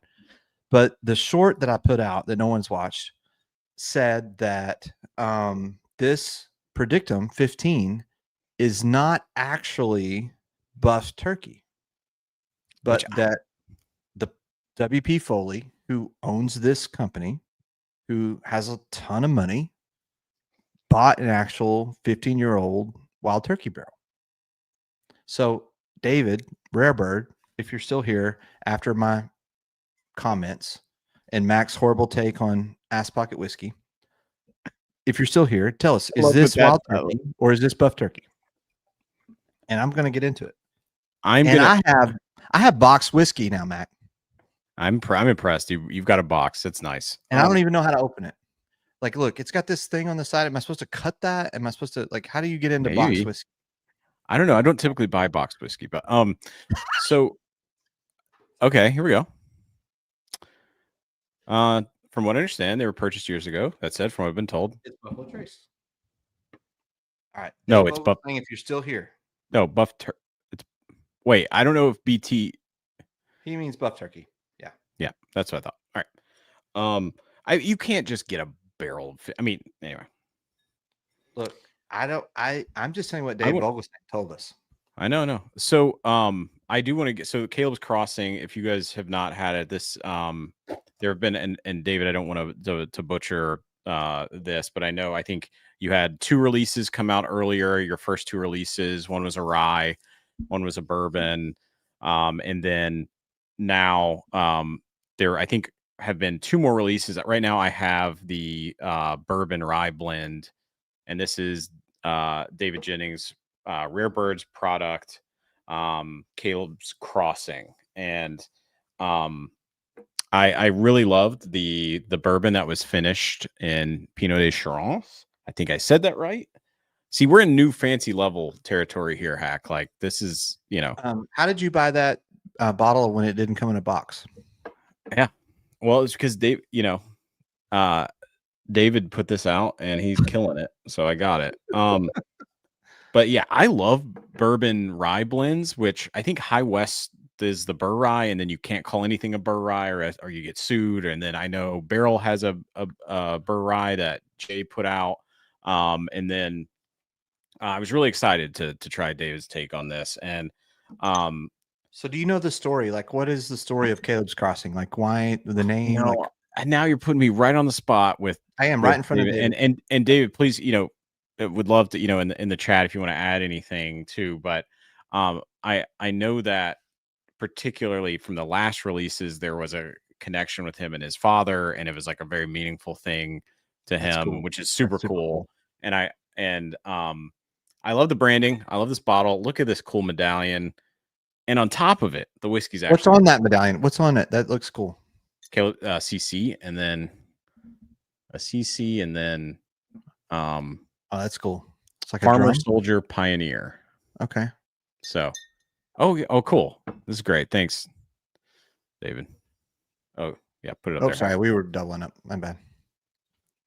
5th great grandfather. That's so cool. That's so cool. See, that's the stuff like K. Luke naming his whole brand after his kids. David naming that's like when you put love into your whiskey, that's beyond cool. Like beyond cool. Oh man. Okay. So I love this. This has got and just to be very simplistic about this, super drinkable. The proof here is 114, and it is right in my wheelhouse. You get that spice, the kind of like some of that rye spice. Like I think David is this 95.5, and then I think blended with I don't want to go too far here with like what's sourced, and we don't need to go too deep into that, but with a bourbon that is nice, classic, sweet, bold bourbon, and like a nice kick, and it's like viscous. And anyway, I love this pour. Help me out too though with this. He says it's 7 10-year he says 7 10-year GR bourbon, 12 to 3-year MGP, 95.5 rye. Oh wow, that's awesome. That's some solid. That's why this thing kicks. It's cool to have people here that know a lot about whiskey to teach us. Who actually do it. Yes, I know. I'm actually doing it. First of all, David, thank you so much for being here. Man, it's awesome that you even tuned into us knuckleheads. So thank you. Yeah, appreciate it. Is Caleb's Crossing, Mac? Is this the first? Like this is his first venture into kind of his own thing, or are there other things that David's doing? Raconteur Rye. You may Oh, have that's heard, right. That's which right. is That's right. That's right. Killer, Yeah. which another release came out earlier this year, which is awesome. And then I know David's done some other things, and and then he obviously, you got to follow if you haven't, Rarebird 101, his website. He also has a Patreon that I'm a part of, and that is the #1 stop for my favorite shelf over here, Wild Turkey.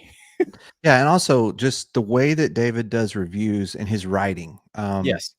I think there's one thing about knuckleheads like us that do stuff on YouTube and we're doing it live. There's another thing to be said for people that actually know what they're doing and sit down and spend time with a whiskey and actually write about it and write in an intelligent, connected way. The only website that you need to know anytime you're tasting or trying or getting into anything Wild Turkey is Rarebird. Like his website is fan-freaking-tastic, because when you're learning about it, and I don't know, I found his website 3 or 4 years ago, and as I was learning more about the different Wild Turkey expressions, that's the only website I went to, because like as you learn about like what, like he is the knowledge of all. Like so if you want to learn more about Wild Turkey expressions, or you have one that you want to learn more about, and you want to know more about the rick houses, you want to know more about like, hey, like even to the point that like he gets a ton of different store picks and he'll talk about the different store picks. I mean, he's just the source, he goes, the knowledge, like it's just there's nothing like it. And I know I've shared my favorite Russell's pick with you guys before, and it's just killer. So check out Rarebird 101. There's more info there. David, anything else in the chat? We'd love to have that. Yeah, and we've talked about a little bit about this, and if you don't think we're too much of knuckleheads talking about pocket whiskey, we would love at some point to have David on to talk turkey. So David, you're hearing this, we'd love to have you come join us at some point. You do a ton of media, you're super busy, so maybe one Sunday night you can come join us. That'd be awesome. Yeah, and David's we've talked, Hack, and he said he'd love to come on, but he's been globetrotting lately. I feel like this is like, it's awesome. It's awesome how helpful the whiskey community is to like us who are nobodies, just starting out doing this. So man, that's so cool. Awesome. It's awesome. But so check out Caleb's Crossing. I don't know if there's any left. David, was it how could you get a hold of Caleb's Crossing when it was? So it actually, I think there were a couple ways, and if you're part of rarebird101.com and the Patreon, that's probably the best place. And I know there's been a lot of changes with how you can get the picks and that sort of thing, but I think the Patreon is probably the best place to start. I just joined his Patreon just like a week or two ago. That's awesome. It's the best. But this Caleb's Crossing. David, just so because you're listening, you're a Wild Turkey guy, I got my first ever Wild Turkey rye single barrel. And I freaking love it. It reminds me of like a Jolly Rancher green apple candy. Like, you remember it was late. It was great. I'll let you get. We had a pour of that in the hotel room, and I know it was late, but man, that one was good. I know that people aren't really talking about those ryes enough. I think they just brought those back a few years back. Like, they haven't been around that much, but So public release on Shared Pour, Bourbon Outfitter, Caleb's Crossing. The one I just tried was the bourbon rye blend, and it's go get it. Killer. Go buy that. Killer. Oh yeah, here we go. The 101 rye barrels have more variety than that's a great point. Where these rye barrel picks have probably have a lot more variety right now. So, Hack, we're all waiting with bated breath on your, how do you say it? Predictum? Yeah. So my box whiskey and Bourbon Bill had to go change the oil, which I don't know if that's. No, he did. I don't know. So like, I don't know when Bourbon Bill says he has to go change the oil, I think it means something else. I don't think it means he's really changing oil. I think he's I don't know. There's probably something that it means. Like when you say doll hairs, it doesn't really mean doll hair. It means I'm not going to question Bourbon Bill on. Yeah. You're not going to question what it actually means. He's got his own language. Okay. And what he said about Beacon can't be forgiven. Okay. I'll tell you, as soon as I smell this, it doesn't smell like wild turkey. Because it's off profile and it's a buff turkey. Yeah. But it smells good. It smells a lot like that Eagle Rare 12 I have. It smells like deep grape, oak.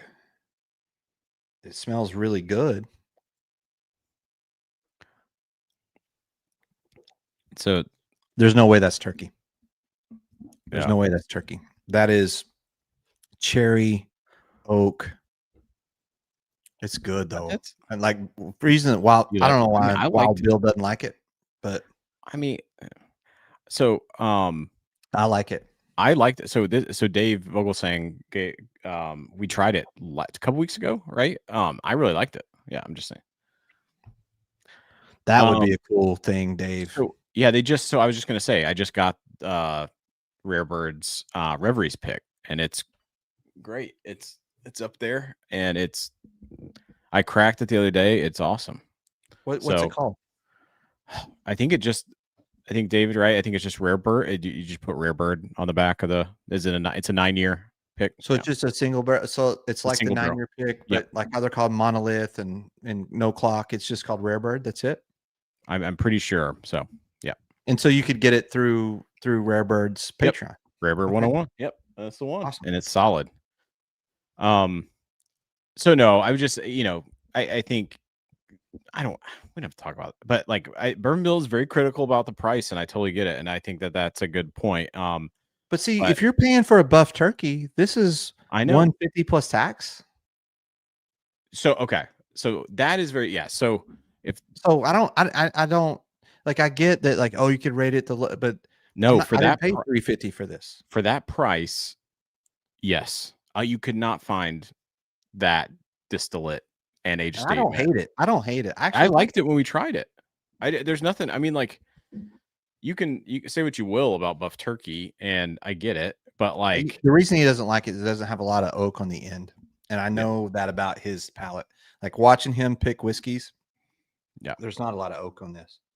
It's not oak heavy. It reminds me of a really good Eagle Rare 12 store pick, which Eagle Rare 12 pick, Eagle Rare store pick, Eagle Rare 10 store pick. It reminds me of that, but with a little more oak impact, like a little more. We're still rolling. We're rolling through all these. We're just I having a nice. I don't hate this. Like, there's nothing I hate about this. I like it for the price I paid. I'm not upset. I guess I'm not viewing it through the lens of like, oh, buff turkey, but just we like it, and I liked it too. Thank you, Dave, for the sample. Patrick, this is a great. Ooh, I got a little graham cracker on the nose right there. There's a little cinnamon. It's as it sits here and opens up, it's getting a little bit better. It's not bad. It's not bad at all. I don't know why Bill hates this one. No, I don't. I'm not going to say hate, but I think no, did he actually? He actually hates it. Yeah, we want to know, Bourbon Bill, why do you hate it? But Patrick, great question. I mean, heck, we're getting into, what do you call it? Holiday season. Some call it allocation. I hate this discussion. Well, what? I hate the whiskey of the year discussion. I just do. Don't put me up. Don't put me up. No, look. Why? It's fun. I just think it's so much bullshit. Yes. It's so much bullshit because now that I'm doing YouTube, right? Yeah, you're very. I have an opinion like this. Like, I like this. Bourbon Bill does not like this. Does that mean I have a shit palate? Does it mean Bourbon Bill has a shit palate? Or does it mean that I like things he doesn't like? It could. I think it means that. So at the end of the fucking day, like, I fucking hate the fact that we all have to coalesce and agree this is the best bottle of the year. No. Like, this is what I like. This is what you like. It's fine. But at the end of the day, I think what people are looking for, they're looking for people to be honest in their evaluation. And I'm honest in my evaluation. I don't hate this. I can be super honest because I'm not paid by anybody. There's nobody paying me to do a review.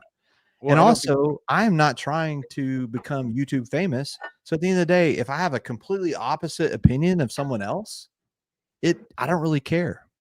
Like, Yep. but I want to be honest about how I feel about it. And then people that know me, and I've done a lot of picks here locally, they know what I'm going to like. And if they like what I'm going to like, then they'll buy that bottle locally, or if we pick it for a barrel or whatever. But also, it's so important with barrel picks. So important. And this gets missed. You do not want one person making the decision. You want a team of people coming together to make the decision of what they like, because this person sees this in it, this person sees this in it. Because when there's a team of people that like something, it's going to hit more markets than one person's palate, unless like that one person's palate is so perfect that everybody loves it. But this whiskey of the year thing, it's like, I think Jack 14, it's got all the momentum in the world. It'll probably win. But what if that's not like, I don't think, but there's, so at the end of the day, it's like, I don't want to be pigeonholed into saying like, oh, I've got to pick this or got to pick that. But maybe it's more fun than that. Maybe it's just like, okay, today my whiskey of the year is that Reverie 16 I just had. But how many people can get that? So I'm an asshole for saying that. I know this is the rub. I think, yeah, I think it's fun to talk about, and I think we both talked about the difference between there are things that win in blinds and there are things that don't, and there's moods and there's data. You know what happened with me in the Calumet 18, right? Like things change. So, but I think maybe we could reframe it, Hack, and we're like, what are some of the best pours you've had? Or like, I mean, I like that. I like that. What are the best pours I've had? But then, yeah. But then also at the same time, if we all conform to believing that one thing is the best, I don't think it's right. No, it's not. I think you should make that call, right? Like if you think in your heart of hearts that Jack 14 is the best whiskey you've had all year, claim it, own it, and you do not have to tie yourself to anybody else, right? Yeah. And I think yeah, and I agree. But I think that too, having someone's palate that, like, if you have a similar palate, I think that's a big thing, and you can talk about that. Yeah. But maybe that's a good point. Okay, I'll quit hating on that. I'll quit hating on it. Yeah, you came out strong on that. I did. I'm sorry. I respect. There's another strong opinion I have that I need to get off, because we used to do this a lot. Yeah, we used to do something called the flack, and I got to do this, and we're 2 hours in, and I'm trying to keep it to 2 hours.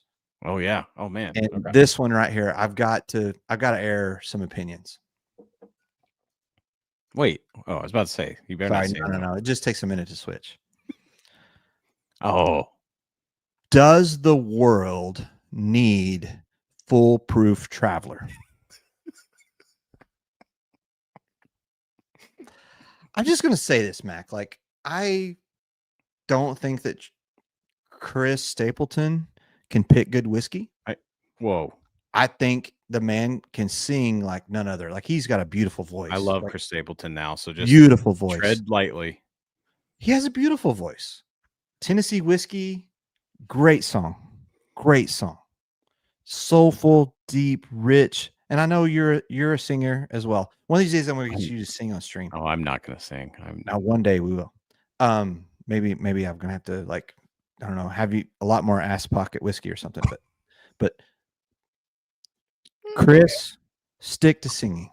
We don't need your whiskey. I think this is because every liquor store I go to in the country, there is an entire rack dedicated to Traveler, and people aren't buying it. So you're going to tell me you're going to make it foolproof. Why are you making it foolproof? You know why? Because you have so much fucking inventory. You're going to move through it faster, and you're going to put it out, and then you're going to get people to come running because all of a sudden it's foolproof. Now, you want me to eat my words? You want me to eat my words? If it's good whiskey, it's good whiskey. You know what's going to happen? What? Someone's going to buy. Okay, you're going to try this in a blind, and I can't wait till the day you do that. And you're going to make me pick it. Yeah. Also, Mod, please block Matthew Blackburn from the channel. Bad music, bad whiskey. Yeah, I mean, at this point, just so you know, Chris Stapleton's not, just don't even include his name with it. It's fine. Yeah. Really quick though, Oh, wait, Dave. Dave said something that we need to touch on. I He walked know. into Yeah. Benny's and they had a Maker's Mark 25. Neck pour not as good as 23. Yeah. So I think I got this in the past 2 weeks. We completely skipped. I don't think I did the 25 seller review yet on here. No, you didn't. So yeah, Dave, I'm with you. I think I actually like the 24 better too. I need to go back to it. Maybe opening up. There's some older whiskey in there, and we'll see. But yeah, it wasn't. John, that's a good point. Do we need it? No, but is it better? Well, does more proof make? Isn't it a blend of like Canadian and Is it? It's a blend though. See, that's the thing is they mix Canadian. They mix the fucking. Sorry, excuse me. They mix the moose whiskey. Caribou. Yeah, and they mix that in with the Buffalo Trace, and that's my understanding. Now, tell me I'm wrong, but that's how they make Traveler. Yeah, I'm sure they don't.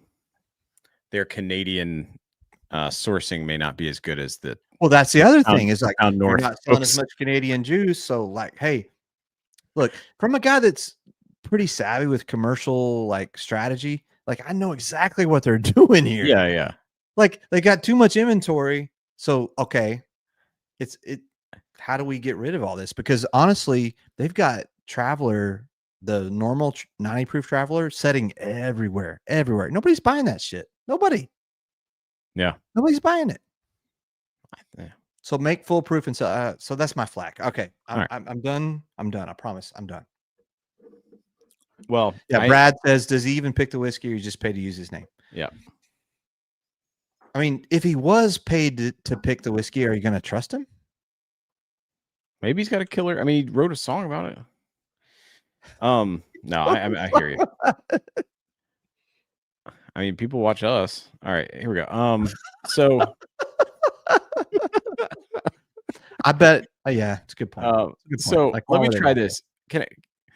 Let's take the flack down so I can talk about Bakey. Oh, I'm sorry. I'll take we're not talking about the flack with Bakey here.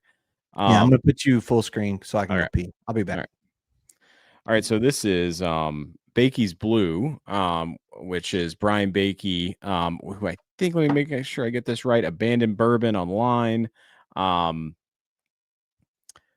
And this is a blue corn whiskey that I want to make sure I get this right.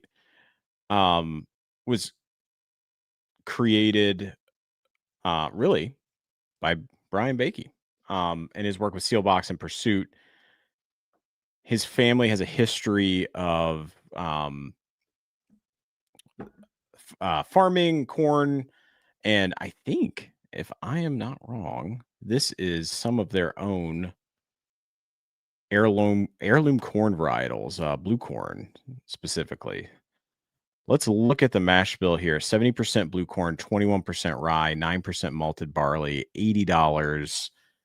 I think they contract distilled with Green River here, but it is a unique blue corn mash bill from his family's pronounced. Okay. Thanks, Eric. Pronounced like Nike. Bikey? Did I say it wrong? I'm sorry. But anyway, I was really excited about this. This seems like a really cool bottle. I love the Still Austin blue corn. Thank you to Matthew who got me that. It's a cool bottle. Again, this is a 6-year age statement. A lot of blue corn in here at 60%. The nose is a very sweet nose. I get a lot of that sort of, almost like a sweet pastry nose. I want to I'm trying to stay away because it says blue, and I'm trying to stay away from blue things because it's just in my mind. But I almost get like a pancake thing here, like maple, and I'm not going to say blueberry. I don't think so. That would be crazy. But I think it's it's very sweet, it's a good nose. So let's get in. Did I say the proof? The proof is 112, which is awesome. Let's try it. Really nice. Oh, awesome. Really nice viscosity here. Oh, yeah. This is a really sweet, and then it's got some spice too. And then it sort of rounds out into like a it automatically starts like a sweet cornbread thing, Hack. Nice. Which I wanted you to try this when we were in Alabama, and we just had too many things. I don't think you too many tried pours. You brought the bangers you brought to your hotel room. I know. That's why I'm so glad you're my friend. Okay. That's only why. So I'll summarize this hack, but I think this is a good bottle, and this is it's unique, and it is, the more this opens, and I've had this open now for about a week and a half, 2 weeks. It is sweet. It's like putting like maple syrup on like cornbread. Like you've got everything kind of around or something. It's good. So I like this bottle, man. Okay, guys. So I am doing a call for the last couple of minutes here. If you want to be in the Weller 12 giveaway, $5. We're going to spin soon. I'm loading the names in. I'm going to have Mac kind of carry us here. The cool thing is, Mac, I just learned this as we're doing this. On the comments, the starred section automatically lists who does super chat. So I'm using that, and I'm going to load it in. Great. If you could kind of talk for a minute. I'm gonna load stuff, but Bikey, not Biggie, sorry, Bikey, buy or not? Like where are you at? Where are you landing? It's a buy. If you want something different, if you're interested in that corn, if you like to explore more into that corn area, like different varietals, do it. I'm gonna do this, which while you're doing this hack, I'm gonna go to this Still Austin Blue. This is the 5-year. The 6-year has not been released, right? Let me know, my Texas folks. Yeah, I don't think the 6-year has been released. No, we have the 6-year of blue, the red corn, not the blue. Not the I'm blue, talking about the just blue. 6. Yeah, just we should have that the first week of November. This is a little unfair because I don't think there's that large of a percentage of blue corn compared to the bikies. 60%, and then Matthew, let me know in the chat because I know you know this mash bill here, but Still Also Can Do No Wrong. I think first of all, it's just super cool that the bikies blue is like, hey, family connection, heirloom blue corn, contract distilled. That's a cool, unique thing, right? Like, and it's good, which is that's awesome. And I just want to say that. So that's that. Let's get to the Still Austin 5-year blue corn, which, can we just talk about Still Austin and their awesome labels? They do such a good job with the art. I mean, come on. Oh my God. So this is it's a very different pour because, again, I think the mash bills are a little different. Yeah, Eric, it's a good point. Most other blue corn bourbons have yellow corn in the mash bill, but since Matthew's not helping me here in the chat, we're gonna look up the Still Austin blue corn mash bill. It's only 26% blue corn and then 25% white corn. So that's a good point. But 44% rye. It's a smooth pour, man. It's so smooth. Let's get into it. And thank you, Bradley. Dude, it's great to have you on, man. It's so great to have you on, and thank you for that. And man, we're excited that you're on board. That you like to watch us with your free time. That's kind of crazy, right, Hack? That people actually Yeah. The fact that people want to put up with our nonsense for any amount of time. I know. Matthew's off the clock. All right. Respect. Yeah. Make him log out. Yeah. He's not working for you. Okay. I know. Oh man. Yeah, it's just such a different pour. It's crazy that there's that much rye in here. You don't taste it. You don't taste the rye through that pour. And I kind of want to, but at the same time, it's super sweet. It's almost sweeter than the bikies. I mean, Still Austin Can Do No Wrong in my head. Like from their like special release stuff. I do have a Still Austin My first ever Still Austin experience was a Total Wine pick, and I was like, "This is terrible." Yeah, I think, and that's why I said, oh, you know what? We didn't try. Well, it's getting too late. We can't. No. Let's do one more. Hashtag one more pour. One more pour. Hashtag. Anyone? What should we do? Should we do the Still Austin bottled and bond? Yep. Or should we do something else? Like hashtag one more. What is the chat? What does the chat want? What's the chat want? Yeah, we could do hashtag one more pour. Like that is like that's our thing. Like if y'all want us to do one more pour, let us know. I've got also loaded up here the entries, and I'm going to list them. For everybody that's in the drawing. I'm still coherent enough to put those up here. So let me just add that. Hold on. Yeah. All right. I need to. Here it is, right here. A pain. Yeah. So I'm gonna add that up here, boy. Yeah. So this is. Oh, I got to remove something else. What do I have to remove? Remove that. Okay. There we go.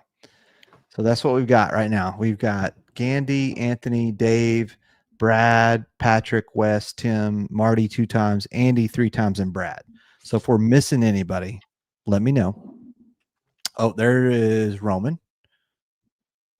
Good stuff. Where's Bourbon Bill? Yeah, Bourbon Bill, I don't know. He's changing his oil. Is Bourbon Bill's in there?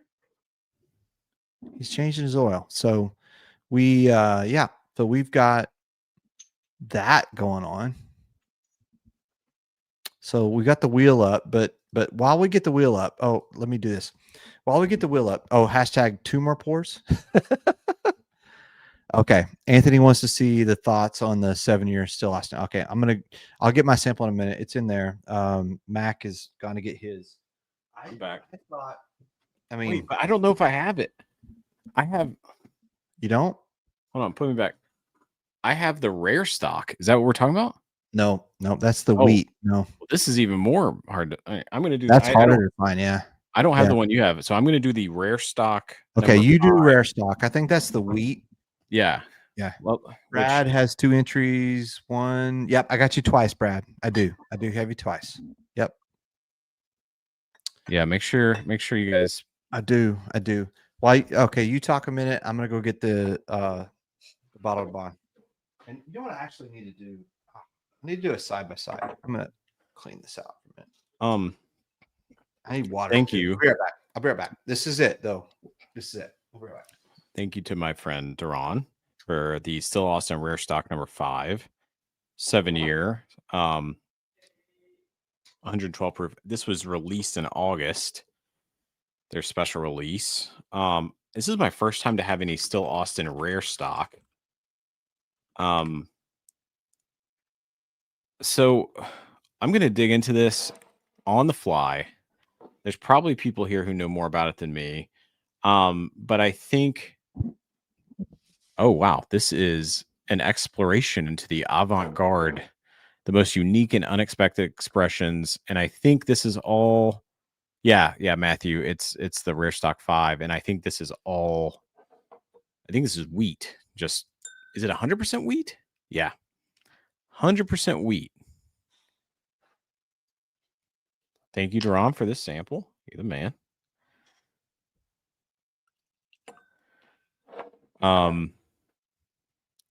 And yeah, so we're gonna get into this. This is 100% winter hawk wheat. That's crazy. Yeah. Do you have this sample, Hack, or no? I do not. No, I don't. Looks like Nashville Mac has a Texas sample that Texas Hack doesn't have. That's because the Basement Brothers like you more than me, which that's okay. Okay, so we're at the end here. So if there's anybody else that wants to do a super chat to be entered, we've got 1, 2, 3, 4, 5, 6, 7, 8, 9, 10, 11, 12, 13. We got 14 entries for the Weller 12. We'll give that away in a minute, but I'm going to do a side by side. I am going to do my 7-year store pick against this bottled and bond. That's what I'm going to do. Of course, he's doing his own store pick, guys. It's a 7-year. They're both 7-year. Like what is that? Is that douchey? Is that a bad thing to do? I'm just trying to get on your nerves. Anyway, look at this. I love that pick, by the way. I think it's Todd's favorite whiskey ever, by the way. Todd's got good taste. Look at this color. This 100% wheat whiskey. I mean, come on. The nose is incredible. God. What is this? Is like waffle syrup stewed cherry. Oh, someone was talking bad about this, and the nose is not leaning me towards that. But I don't know. Someone in the Basement Dwellers was saying they weren't a huge fan of it. Do you know, Hack? Yeah, I'm not Okay. gonna. I am not gonna get in your head on this. I want you to Okay. try it. The And the nose reason is why you try it separate of all that is because you really like Star Hill Farms. I do. Oh God, So I think this is like the Texas version of Star Hill. 2 more pours. Hashtag 2 more pours. All right. Yeah, do that. Yeah, do that side by side. All right, I'm gonna do that. Star Hill. Good Yeah, God. that's Now a good the side by side. blends. But thank you to Steve Paul. Steve and his son Robert are the ones that told us to start this channel. Yeah, they're awesome. And he handed me a bottle and bond Still Austin when I was down there. Look what you put into the world here, unfortunately. Blame them. God, that's good. God, that's good. It's cream cheese, sweet. Oh, there's something about like Still Austin that I love. It's almost the same proof. Okay. All right, I'm starting with the bottle and bond. Oh, sorry. I didn't mean to interrupt you, Hack. It's just the thing about the bottle and bond, it doesn't have a fantastic nose. There's not a lot on the nose. It's just kind of vanilla. When did that come out? Just recently, like Okay. just like last week or 2. Yeah. Okay. And the hope is, and this is what all the Still Austin fans want to see, is they want to see is that bottled and bond 7-year the new shelfer? Because if it is, they're going to dominate. Like if that's the shelfer, is that what you're sipping on right now? Yeah. And so it's this sample right here. Yeah. And you like it? I like it. It doesn't have a great nose. It's got a great mid palate, and the finish is just Okay. But if it's a shelf product, yeah, it's. You know what? Great. Maybe in a future stream we put it against the other set, like the old Fitz, the like old Granddad, the like, and just like the other 7-year stuff. Yeah, put it against. I think against that others, I don't have enough. I have a little bit, but maybe I'll get one. I'm sure I can find one, but like against those other 7 years, I think it'll kick their fucking ass. Wow, I do. Yeah, I do. That's super cool, man. I mean, still Austin is just killing it. Okay, so now store pick. So, but you do yours too. Do you want me to do it? So this is that 100% winter. What is it? Winter Hawk wheat. Yeah, Winter Hawk wheat whiskey. All right. Oh, okay. Yeah, so that there's a sweet, just like it's just like you get that sweet caramel like drizzle, and then it gets bitter. I'm trying to figure out what that is. It's not anise. It's like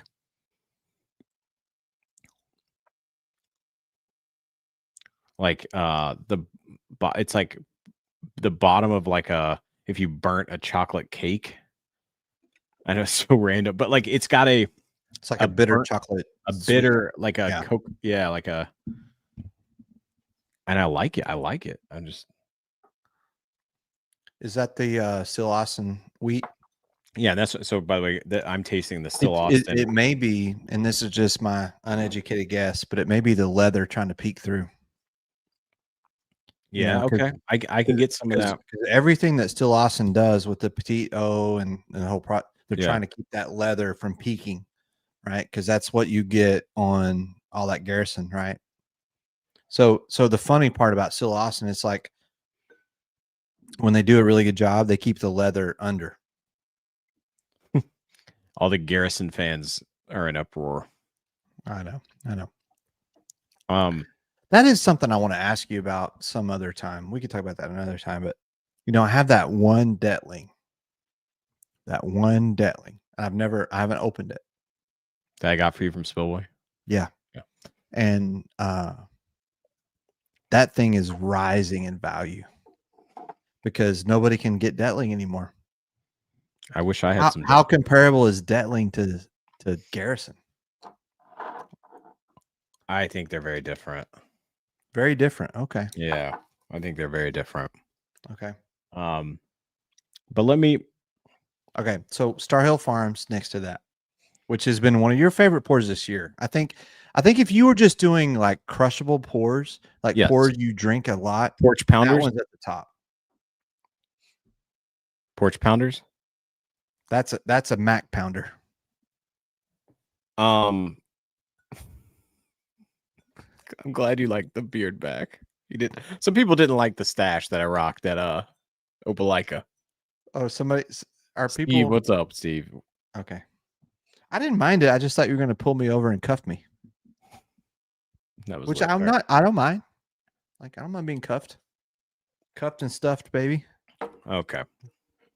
Wow, it's so weird trying this Star Hill. Vastly superior to Garrison's. I like it. I agree, Anthony. Just don't kill me, Alan and Matthew. Steve is watching. Steve, thank you for this sample, by the way. Thank you. It's so this Star Hill Farms for the first time next to the 100% Winter Hawk wheat whiskey rare stock number 5 7-year still Austin. Which, by the way, what other whiskey tubes doing this right now, y'all? Come on. We're competing. We're so small. Who's watching us? I think I like this still Austin better, which is crazy because I've killed a whole bottle of this. I'm about to pour this whole sample. What? Dude, you've crushed that. Isn't that your second bottle of that? I've gone through a bottle and a half of Star Hill. And you're saying that you like the wheat whiskey from Still Austin more than the makers? Star Hill Farms? I think so. Now we've had a lot of crazy pours tonight. That's an holy shit moment. That's like, it's a ton more complex. Really? It is. I like the bitterness of the. So that's the thing. Move to Texas, buddy. Look, I've got an extra bedroom upstairs. I've already told you, like, you can have your own bathroom. I'm not going to, like, just come stay with me. So, like, well, thank you. And I will be there soon, my friend. I know. Thank you. I might just move in at this point. Come on. But I think, like, I really like Star Hill. Like, I think it's a little overpriced. Do not buy secondary on this. But like, this is like Sweet Cindy, cup stuffed in leather, speaking my language. Good. It's so good. Cup stuffed in leather. Okay. Good God. Oh, I know she didn't mind my ass pocket comment. She didn't mind it at all. Yeah. So I think that it's like that's way too kind. This wheat was, I don't know. The Still Austin rare stock has a complexity that the Star Hill doesn't have. And maybe right now what I'm liking is the fact that I'm like getting a lot of different notes where the Star Hill is just a sweet, like, just like it is just a dessert. It's fat kid whiskey right here, right? Star Hill Farms is fat kid whiskey. We love it. It's drinkable. This has some complexity where I'm getting, like, dark chocolate. I'm getting maple. I don't know. That's that hack. But I love it. I love that you just picked a Texas whiskey over Maker's Mark Star Hill. That's like crazy. Yeah, I think in a blind I'd do it because of the complexity. I like the honesty though. I like the honesty. I like the fact that, like, because it'd been way easier for you. See, this is why the whiskey of the year stuff, like you keep talking, like, it'd be way easier for you to pick Star Mm-hmm. Hill Farms because that's the popular route. Like that's where. But the fact you like that one more, you like it. That's There's great. almost more of an anise, which I think a lot of people don't like that, and but it's just enough in the Still Austin. Yeah, it's just enough that the sweetness carries it through, and it's a great pour. So, yeah, whoever said they didn't like it, I'd love to talk to you. I just want to know. But anyway, all right, they may not like that. They may not like that exactly, and it's fine. All right, so we got to land the plane. Wait, Patrick, what are you talking about? Chicago hot dogs? I'm not in Chicago, but I like Chicago hot dogs. I would eat it. You know, I would eat the hell out of a hot dog right now. It sounds really good. We're gonna clip that. Oh, you know what I did have? Mama Hack, she likes to go to the festivals and stuff. Mm-hmm. I had one of those Korean hot dogs covered in panko. Oh, I saw that. They took like the relish and the fried onions on it. Yeah, that was good. It was good. What did I miss in this chat? I will support. All right. Oh, they're talking about Seth Detling. I thought they were talking about me. No, they're not going to support you. Please. Are you kidding? I got really excited. I know, but no, they're talking about Seth Detling. I mean, yeah, what about Seth? Hold on. What did Candace say? No. Seriously, Ooh. Candace? Which, okay. And I know Hack we're over, which at the same time, we still have people watching. Like, thank you for watching us. And this is a huge night for us. And we're just running over. We're probably being boring, but like, this is the stuff Hack and I started out.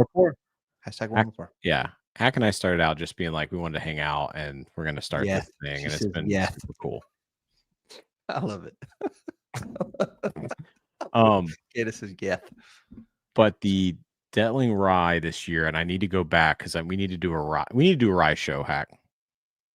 I've been getting into ryes lately. Yeah, and the Detling Rye, that first release that I have, is getting low, and I really like it. It's controversial because of the price. I don't have it here anymore, but there's a rye that I really like, and I was on the Bruzel chat this week because their master distiller was on, and I think we put everybody to sleep whiskey nerding, but Roaming Man. Like I really like Roaming Man rye. Like I like it a lot, and I think it's that barely legal rye though. It's like 51% rye, so it's just barely. I like a lot of that stuff. I like a lot of ryes that are not, but that's where I'm at in the whiskey journey. I don't like the super rye forward like dill, and I don't like that. That's not my jam. So I know we have a lot of people probably waiting for a Weller 12 roll. Yeah, let's do the drawing. Let's do it. But this has been awesome. Yeah. While you're, Matthew, good call. Great that call. Thank you for bringing that 120 proof Broad Branch rye was really good at Brulezfest. It was really good. I thought that was people who know that was my favorite pour. Yeah, it was good. You took me over there to that booth and you're like, hey, you have to try this. And you were right. It was very good. Yeah. It was very good. All right. So should I pull the wheel up? You want to do the spin? Yeah. Let's do it. Do we miss anything? I'd say Corbin Cash. Great rye. Yeah, that Michter's Brad, the Michter's barrel strength rye is really, really good. Oh, yeah. The other night, some of the stuff Hack and I, sometimes we get and we just are in a chat with a couple people and we pour things for research purposes only. Research, yeah. And it ends up being almost better content than this, right? Which maybe that'll be part of the new. Hey, pay for our Patreon. Yeah.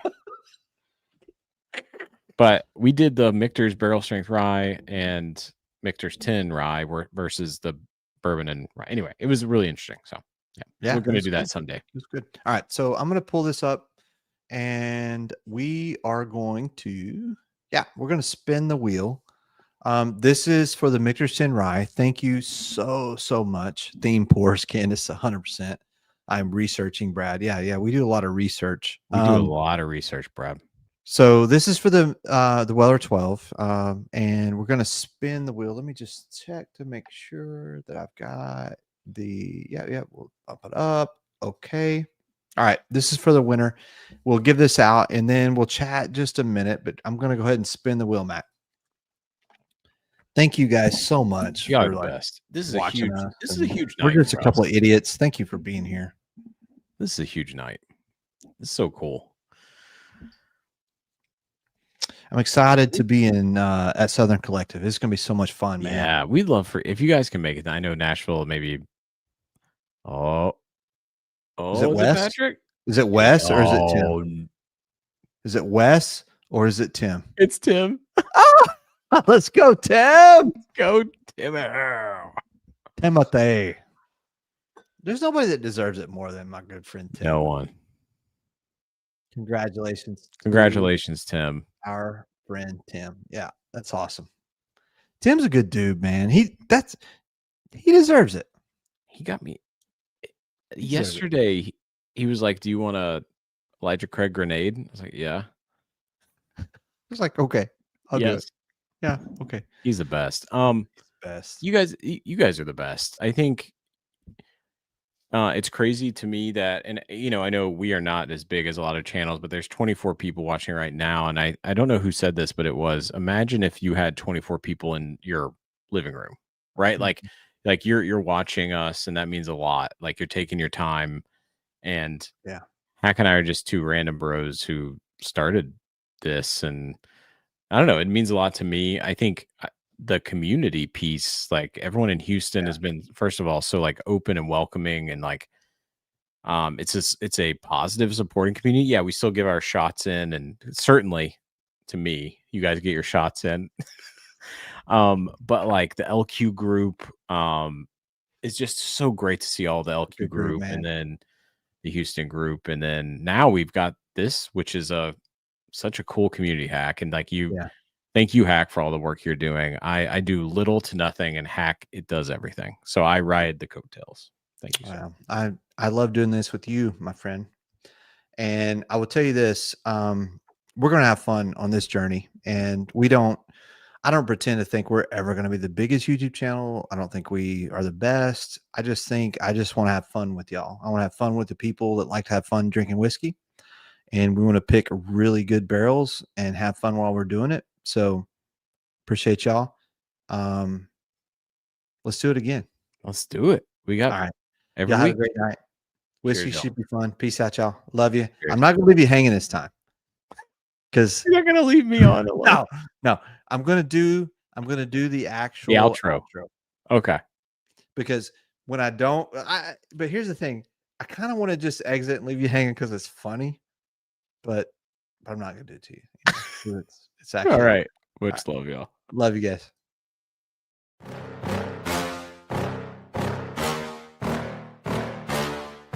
Yeah. Please tell me that I can't, that I won't, that I fail, that I'll never make it out, yeah.